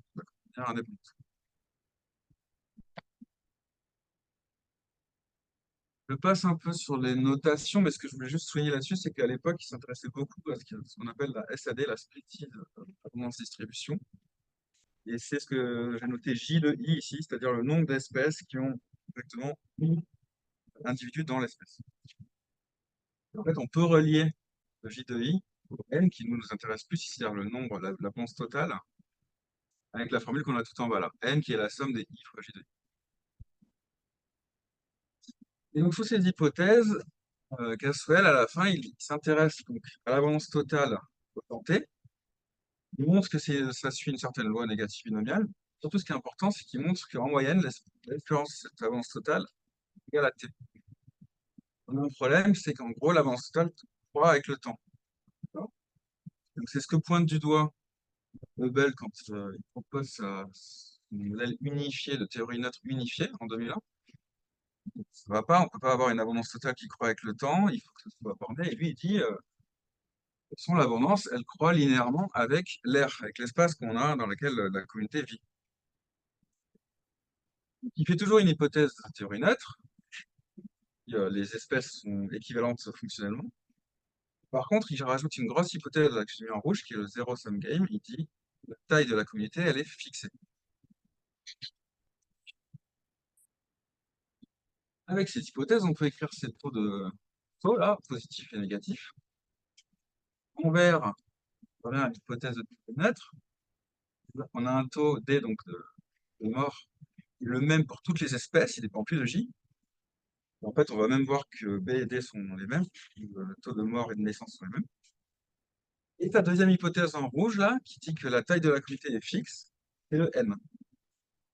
Lui, ce qu'il dit, c'est à chaque fois qu'on a un individu qui, euh, qui meurt dans la population, il est remplacé automatiquement par un nouvel individu. On est toujours cette taille fixée. Il arrive à montrer qu'à l'équilibre, il obtient, on voit donc sur le vecteur d'abondance, dans la répartition de cette quantité, qui est une Dirichlet multinomiale. Là, on commence à tomber dans le cadre des polia. Derrière ça, Hagman et Étienne s'intéressent à ce modèle, mais disent, bon, nous aussi on veut regarder l'hypothèse de neutralité, mais ça nous embête cette hypothèse d'avoir fixé la somme. Relâchez ça. Il n'y a pas de raison, la volonté est aléatoire. Il n'y a pas de raison qu'elle soit complètement fixée. Donc c'est ce qui fait qu'on fait apparaître les taux de saut maintenant une écriture qui ne dépend pas de n, mais de la somme de mon vecteur d'abondance en bleu là. Et ils arrivent à montrer qu'à l'équilibre, ils retrouvent en loi de répartition toujours cette Dirichlet multinomiale. C'est-à-dire qu'ils retrouvent la même loi que ce qu'avait trouvé Hubble en fixant la somme. Pourtant, eux, ils ont bien une abondance totale qui est variable. Par contre, ils n'arrivent pas bien à la maîtriser, ils n'arrivent pas bien à trouver cette loi, la loi de la somme. Donc pour la retrouver, ils rajoutent une hypothèse. Bon, finalement, on va supposer que les espèces sont indépendantes. Mathématiquement, c'est plus simple à retrouver parce qu'ils vont dire chaque espèce suit telle loi, une négative binomiale. Vu que j'ai supposé l'indépendance, c'est simple de retrouver la loi de la somme. On va pouvoir faire, ils vont utiliser en fait la stabilité par convolution et ils retrouvent une loi négative binomiale sur la somme. C'est vraiment un jeu d'écriture en supposant l'indépendance. Et du coup, en faisant ça, on se rend compte qu'ils forcent dans le taux de saut une écriture là, partie en rouge que j'ai mis, qui est de dire que le ratio, le taux de naissance et de mort est constant. Ça dépend de la taille de la population générale. Ok. Donc après ça, on a proposé des travaux donc avec Frédéric et Fabien Laroche. On reprend ce type de modèle, on refait aussi l'hypothèse de théorie neutre, on relâche l'hypothèse de somme fixée, comme Étienne et Hagman, sauf que on ne va pas rajouter l'indépendance. Et on va pouvoir obtenir, on obtient comme eux la Dirichlet multinomiale, mais en loi de somme, on peut obtenir n'importe quelle loi. En fait, ce qu'on se rend compte, c'est que la somme, ça va être un processus de mort et naissance. Donc, on n'a plus besoin de l'hypothèse d'indépendance, on arrive à écrire analytiquement la loi de la somme à l'état stationnaire. En fait, on se rend compte que les hypothèses qu'ils avaient fait de constante là, sur notre ratio de taux, finalement, il n'y a pas besoin de le faire. Et on va un cran plus loin aussi sur des écritures d'immigration. Potentiellement, elle peut dépendre de la quantité qu'on a dans la communauté qu'on est en train de regarder. C'est-à-dire qu'on rajoute un terme en moins k, yj. Ça, potentiellement, ça veut dire que la migration va diminuer s'il y a trop d'individus dans l'espèce, dans la communauté qu'on est en train de regarder. Une place limitée, quoi. Là, ça nous permet de retrouver le cas C égale -1 des lois de Pauli, hypergéométriques, qui sont des lois vraiment très limitées. On a réussi à généraliser sur les deux parties, c'est-à-dire sur la loi de répartition, on n'a plus une Dirichlet multinomiale, mais bien une Pauli. Et la loi de la somme, on peut trouver n'importe quelle loi dont le support est connexe. Si on revient au tableau de loi que je vous ai présenté tout à l'heure là sur les différentes lois de Pauli, avec en colonne les lois de répartition et en ligne les lois de somme. Donc on écrit maintenant le taux de saut comme on l'a écrit. En fait, on est capable de donner un tableau des taux de saut qui mènent à l'état stationnaire ces 9 fois-là. Donc on retrouve le cas pour Hagman et Étienne, cas grisé là, au milieu à droite. On fait une hypothèse d'avoir une partie du taux qui était constant, là, qui est égale à alpha. Si on relâche ça, on voit qu'on peut retrouver tout un tas d'autres lois. Et surtout, on peut retrouver de la dépendance, c'est-à-dire qu'on n'est pas obligé d'avoir un modèle où les espèces sont indépendantes. Et avec une soit négatif, soit positif. Voilà pour ce qui est du lien avec la théorie neutre. Une des limites qu'on a sur ces modèles, c'est qu'on a vu que les signes de covariance entre deux espèces sont les mêmes pour toutes les espèces dans le vecteur.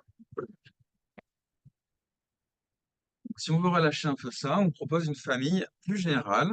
Donc là, ce travail-là correspond à un travail de doctorants, Samuel Valiquette et Fabrice Vieux.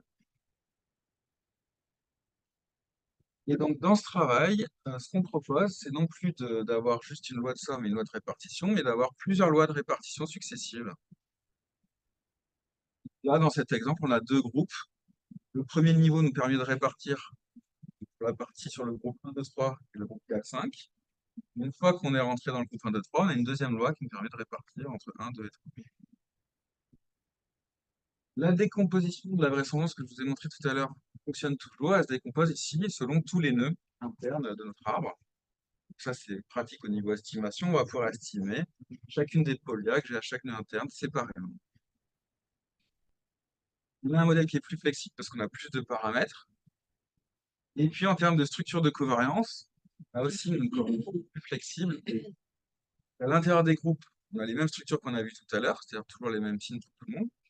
Par contre, entre deux espèces qui sont dans deux groupes différents, on a cette formule-là qui nous montre que la covariance remonte finalement à la covariance supérieure, c'est-à-dire entre les deux groupes d'espèces. Donc potentiellement, on va pouvoir trouver des signes différents entre espèces qui sont dans des groupes différents. Là, on a mis un exemple un peu joué. Si on écrit ce graphe précisément, c'est-à-dire avec une négative binomiale pour la somme en haut, puis une loi multinomiale pour la première séparation, et en dessous, multinomiale à gauche et dirichlet multinomiale à droite. Avec certaines valeurs de paramètres, on peut retrouver que on va avoir les espèces 1, 2, 3 qui sont dépendantes entre elles, les 4, 5 qui sont indépendantes entre elles, et par contre, les deux groupes ont aussi de la dépendance entre elles. Donc, on peut trouver des structures de cohérence qui sont plus complexes avec ces modèles-là qu'avec les modèles. On peut même obtenir des graphes qui sont plus compliqués parce que tous les modèles graphiques est assez simpliste. On avait soit le graphe vide, soit le graphe complet, c'est-à-dire tout le monde indépendant ou tout le monde relié. Et là, on peut obtenir des structures un peu plus compliquées avec des flèches ou même des modèles mixtes. Ah, une autre propriété qu'on peut avoir, c'est de contraction d'arbre. En gros, un nœud peut remonter au niveau d'avant si on a une égalité entre les paramètres qu'on a en bleu ici. Ça pourrait faire l'objet de tests stat pour savoir si une partie de l'arbre se contracte ou pas. Voilà.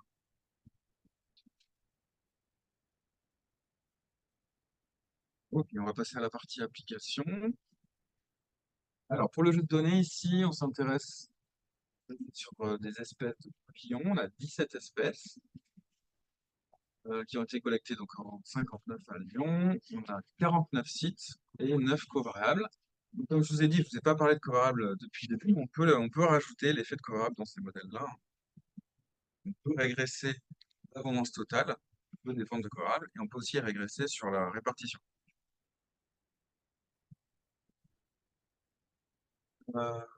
Donc, voilà nos 17 espèces qui sont les feuilles de l'arbre. En fait, l'arbre qu'on se donne ici correspond à une structure de famille d'espèces. C'est-à-dire que les quatre espèces qu'on voit tout à gauche, là, sont reliées entre elles à un niveau. Pourquoi? Parce qu'elles font partie de la même famille. Ça, c'est une hypothèse qu'on fait, mais on pourrait faire d'autres hypothèses. On pourrait aussi utiliser, par exemple, la phylogénie ou d'autres informations que vous avez du partitionnement de vos espèces. Le voir comme ça peut être intéressant pour, si on regarde le modèle qui est à ce niveau-là, ça, c'est ce modèle qui va comparer les familles entre elles, les quatre familles.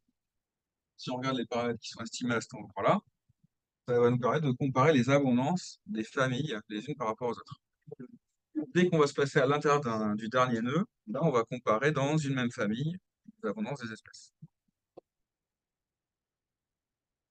Tout ça peut dépendre de covariables. On peut aussi faire l'hypothèse qu'on ne connaît pas l'arbre a priori et qu'on le recherche. Là, pour l'instant, on n'a que des heuristiques pour chercher cet arbre. En gros, c'est des heuristiques qui vont essayer de maximiser la vraisemblance. Voilà l'arbre qu'on a trouvé ici avec une heuristique donc proposée par Samuel.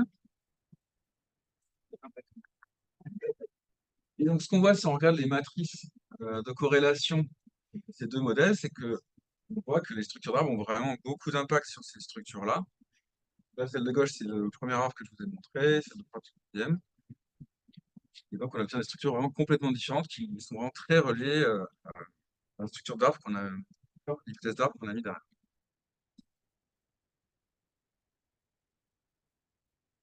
Ah, et enfin, ici, je compare donc quelques modèles, des poissons. Donc, dans le premier tableau, j'ai mis des poissons log normal, qui met sur ce jeu de données. La vraisemblance, le nombre de paramètres. Donc le premier PLN full, c'est celui complet, c'est-à-dire qu'il va estimer vraiment toutes les espèces 2 à 2 là. C'est pour ça qu'on a autant de paramètres. Le diagonal, il dit, là, lui, est beaucoup plus simpliste. Sur la matrice de covariance, on a juste la diagonale. Sphérical, lui, il est encore plus simpliste. Il dit que la matrice, elle est sous la forme identité. On a un seul paramètre de variance. Et en dessous, donc là, c'est des modèles de la famille Hippolia, avec le tout premier, qui est un modèle vraiment sans arbre, juste une directlette qui se sépare en un seul coup, hein. Donc, il respecte la théorie neutre, du coup.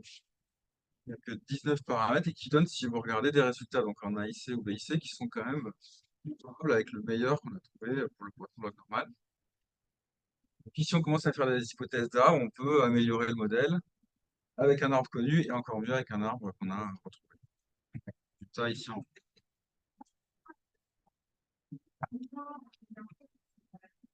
voilà. Et donc, en conclusion, donc on a vu que les modèles de type Folia Splitting proposent d'enrichir en fait l'ensemble des modèles neutres qui respectent la théorie neutre. On se rend compte aussi en étudiant ça que l'indépendance d'espèces dans ces modèles, c'est pas une hypothèse qu'on fait en amont, mais c'est bien une conséquence d'une hypothèse qu'on a fait sur les taux de mort et de naissance du processus. On peut rajouter des cohortes, ça je vous l'ai dit tout le long, assez facilement. Et la propriété de séparation de l'estimation fonctionne sur l'estimation de la somme et de la répartition. Par contre, en perspective, comment rajouter ces cohortes dans le processus de mort-naissance? Ça, c'est pas évident. Alors, si on fait l'hypothèse que les cohortes sont constantes dans le temps, ça fonctionne. Mais cette hypothèse, je ne sais pas trop comment faire. On n'a pas encore fait le lien entre les tripolia et la théorie neutre. Alors, les polia splitting respectent la théorie neutre. Est-ce que les tripolia la respectent aussi? On ne sait pas. Et si elles ne la respectent pas, à quel point on s'en écarte? Et aussi, donc on l'a pas vu, mais dans le jeu de données, il y a beaucoup de zéros.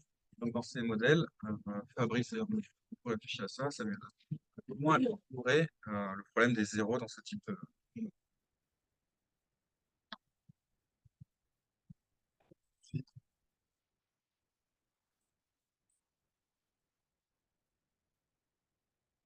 Question?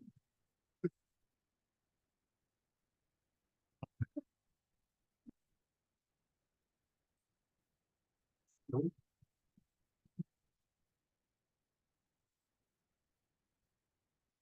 Oui, oui. Non, euh, qu'est-ce que le par rapport à une polynomiale avec oui, la loi de Pouliot, c'est une en fait, elle inclut la multinomiale comme cas particulier. Et la multinomiale, c'est le cas où les tirages sont indépendants. La Pouliot, elle va faire le cas, donc aussi le tirage sans remise ou avec renforcement.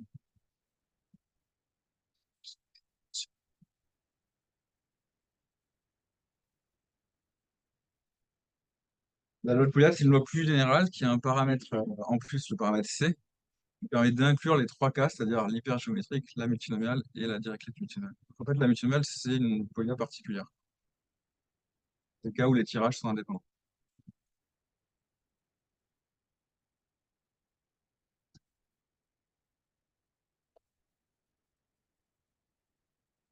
Alors, juste quelques mots pour finir et après ouvrir si vous souhaitez sur la discussion. Sinon, de toute façon, il est presque 11 heures.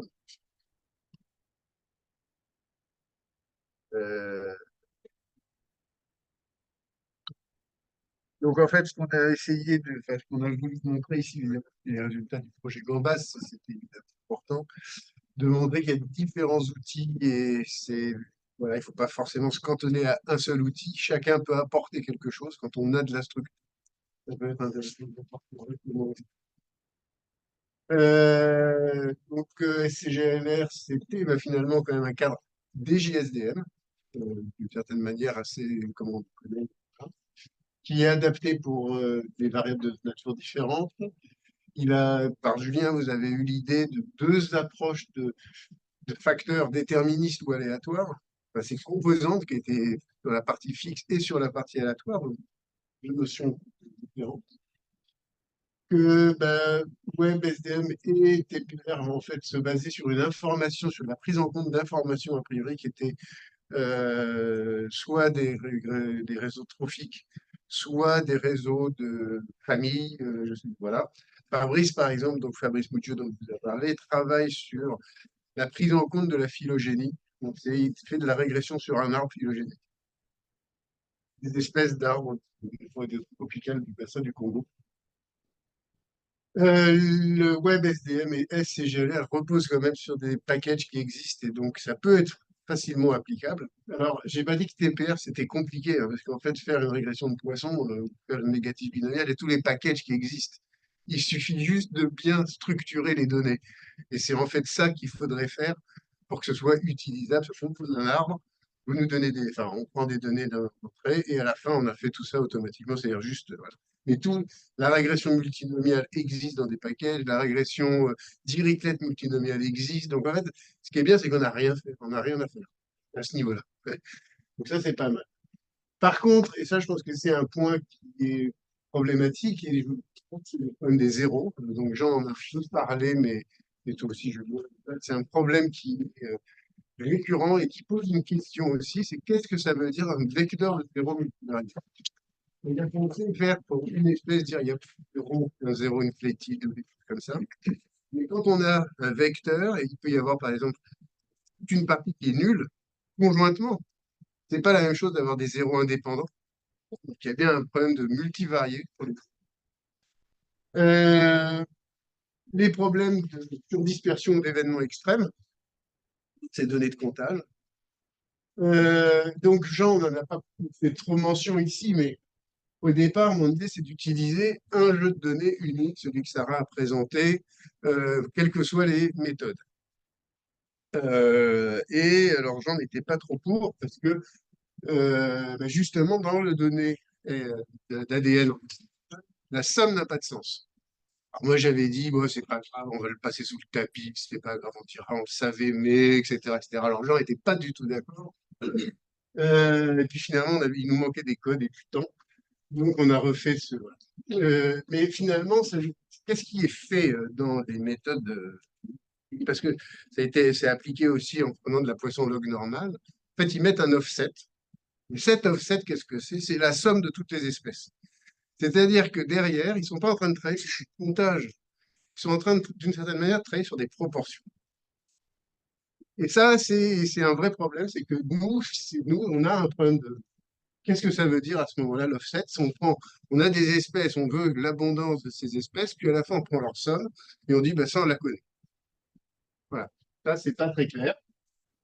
La problématique de la prise en compte de la temporelle est très vrai, par exemple, même pour les réseaux trophiques.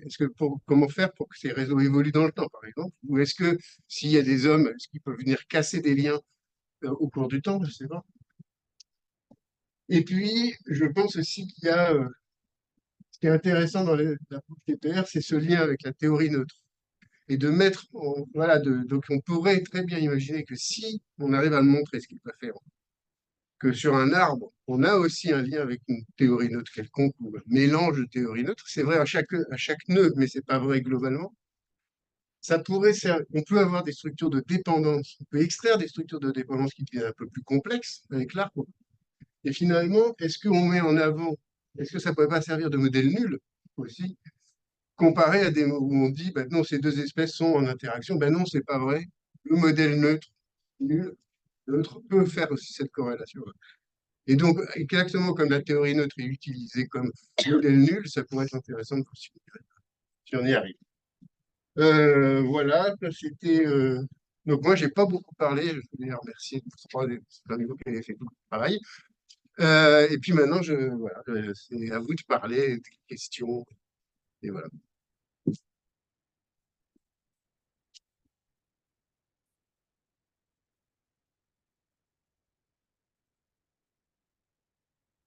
Questions, rien du tout?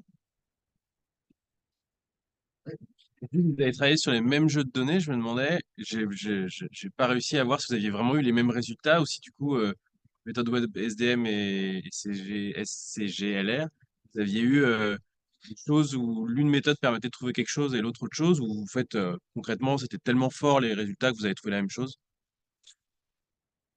On s'est pas forcément intéressé aux mêmes questions avec le même jeu de données. D'accord.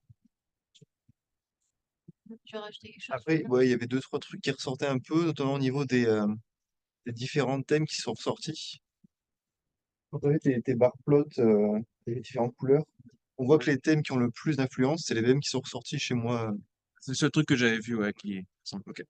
C'est le truc aussi que j'ai remarqué qui est ressorti en commun.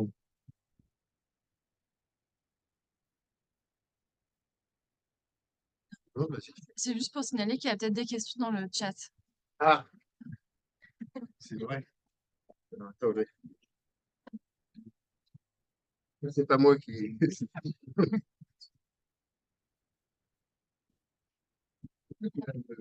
moi. Oui, il y en a pas. Ah, il n'y en a pas. les Ah, trouver d'accord.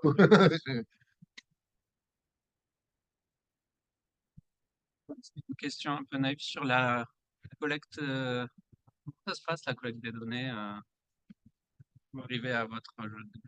Je ne connais pas trop Les données d'ADN environnemental. Euh, la question précise, c'est vraiment le protocole et tout. enfin, où est-ce que les données sont collectées? Alors, je vais essayer d'y répondre rapidement, mais je suis pas non plus experte en ADN environnemental. J'ai juste partagé mon bureau avec des bioinformaticiens pendant 3 ans.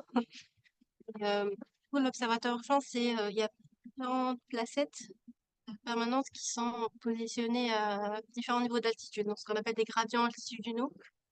La française est dans les Pyrénées. Et ce qu'on fait, c'est quand on y va à l'automne, on y va dans ces placettes-là, on a une certaine division et puis on va aller prendre des prélèvements de sol. On va prendre environ 1 kilo de sol. Et puis de ce 1 kilo de sol, on va aller prendre une partie qui va passer au labo où ils vont extraire de l'ADN puis l'amplifier par PCR, même que celle pour le Covid. Et puis, ce qu'on va voir, c'est cette amplification, elle se fait en utilisant des marqueurs. Ça va être des éléments qui vont être rajoutés pendant la PCR et qui vont aller cibler certaines parties de l'ADN. Par exemple, pour une bactérie, ça va aller essayer de trouver, ça va aller cibler un certain gène 18S, par exemple. Pour les champignons, ça va être un autre gène. Ils vont aller se positionner sur une partie qui est partagée par toutes les bactéries dans ce gène-là. Et puis après, c'est ce qui va venir, qui va être utilisé pour identifier à quelle espèce va appartenir. Sachant qu'en pratique, on n'arrive jamais au niveau espèce pour les bactéries, par exemple. La résolution de l'identification, elle est petite. Donc, pour résumer, on récolte du sol, on extrait de l'ADN, on l'amplifie, et puis après, il y a toute une machinerie bioinformatique pour, en se basant sur des bases de données de référence génétique, identifier à quoi correspondent ces séquences-là. Et c'est fait à différents niveaux d'altitude, et dans ces mêmes kilos de sol, on va aussi mesurer le pH, carbone, taux d'azote, etc. C'est clair? Une question à distance. Est-ce que donc, les différentes méthodes qui ont été proposées là au cours de la séance, est-ce qu'elles s'adressent ou est-ce qu'elles peuvent s'adresser aux mêmes questions?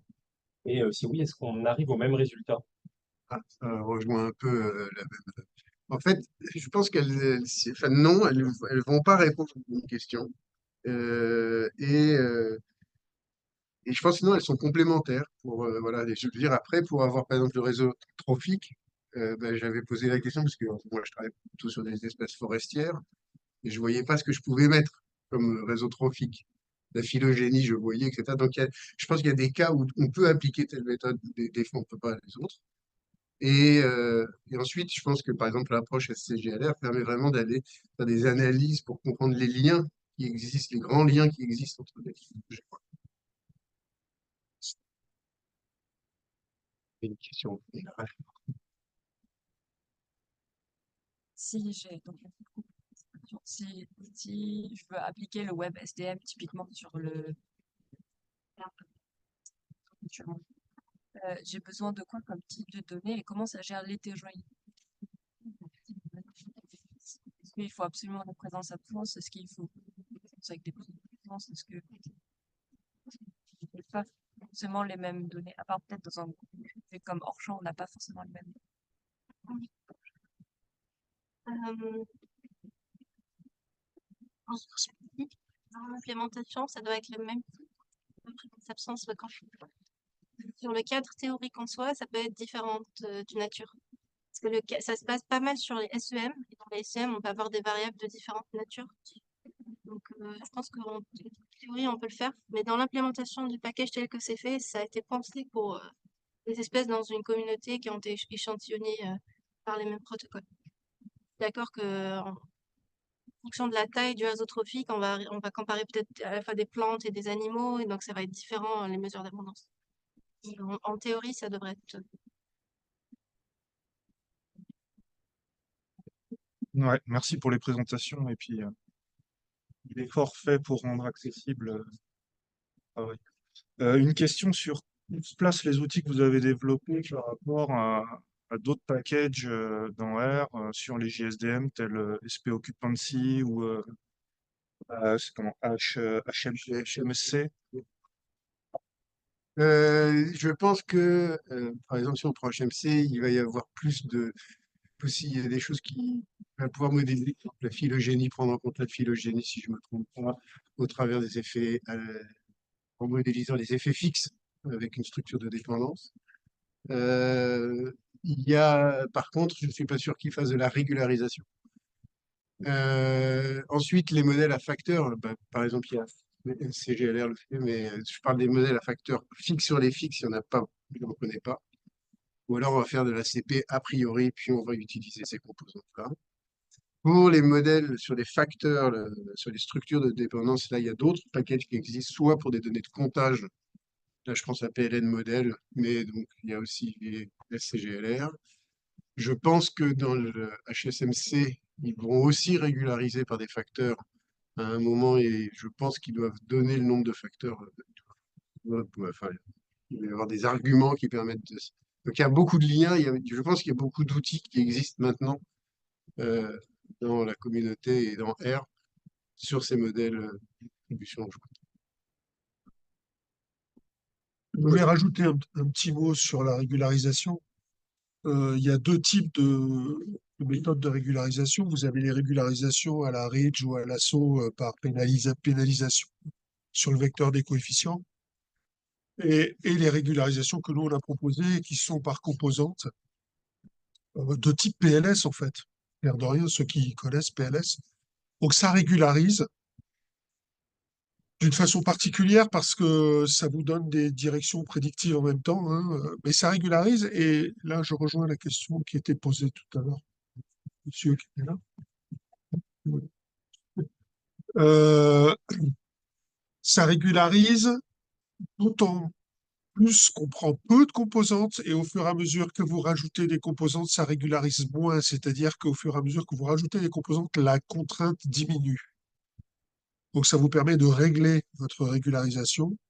Et cette régularisation, elle est réglée sur la base d'une validation croisée, donc selon les performances prédictives. Ça, c'est fait aussi. Les méthodes qui régularisent par pénalisation sont aussi réglées, hein, de façon générale, par validation croisée aussi. Mais nous, on explore l'espace explicatif au lieu de se contenter d'un seul prédicteur qu'on va régulariser. On explore l'espace explicatif dimension par dimension pour lui trouver un sens. C'est ça que ça peut vous apporter dans la pratique. Question en Zoom, éventuellement après une dernière dans la Ouais. salle. On va y aller. Quelles normalisations sont les plus adaptées quand on a un jeu de données de type metabarcoding? Moi, encore la question. Euh, Différentes normalisations possibles. Il y a d'ailleurs des papiers qui les ont comparés. On utilise une normalisation qui s'appelle le eDNA Index, qui est en fait, on normalise d'abord on raréfie, et on prend un rééchantillonnage dans les comptages, et puis ensuite on normalise chaque espèce pour avoir des abondances entre 0 et 1. 0, c'est quand elle est à son abondance minimum, et 1 quand elle est à son abondance maximum. Là, c'est après, souvent, ce qu'on fait, c'est qu'on teste différentes normalisations et on voit ce qui nous donne des résultats intéressants. Vraiment, il n'y a pas de réponse absolue. Je pense que ça vient vraiment sur cette question, parce que c'est des abondances, hein, mais ça vient vraiment sur cette question de l'offset qui est derrière, quoi. Il y a un papier de Thornton tout récent qui est justement sur la modélisation de cet offset. Je vais l'envoyer après. Ok. Si vous êtes intéressé. Il y avait une question dans la salle. Je me demandais, WebSTL, du coup, tu as montré un exemple où tu utilisais un réseau. On peut aussi les utiliser pour tester différents, parce qu'on n'est pas toujours sûr du réseau. Tester différents réseaux trophiques. Est-ce qu'il y a comparant finalement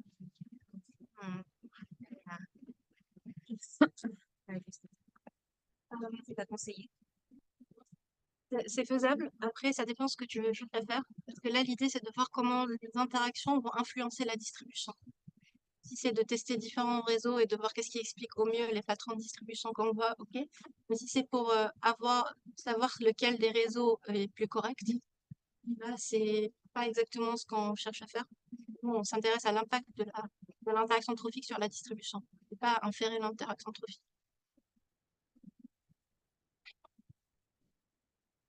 Et avec ça, il est 11 heures quasiment, donc Moins une.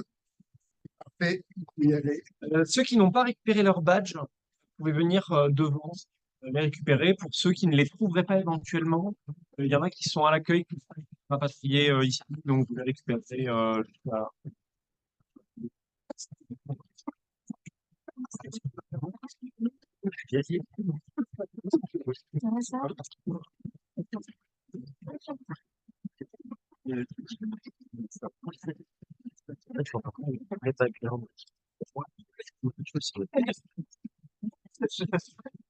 Toujours été.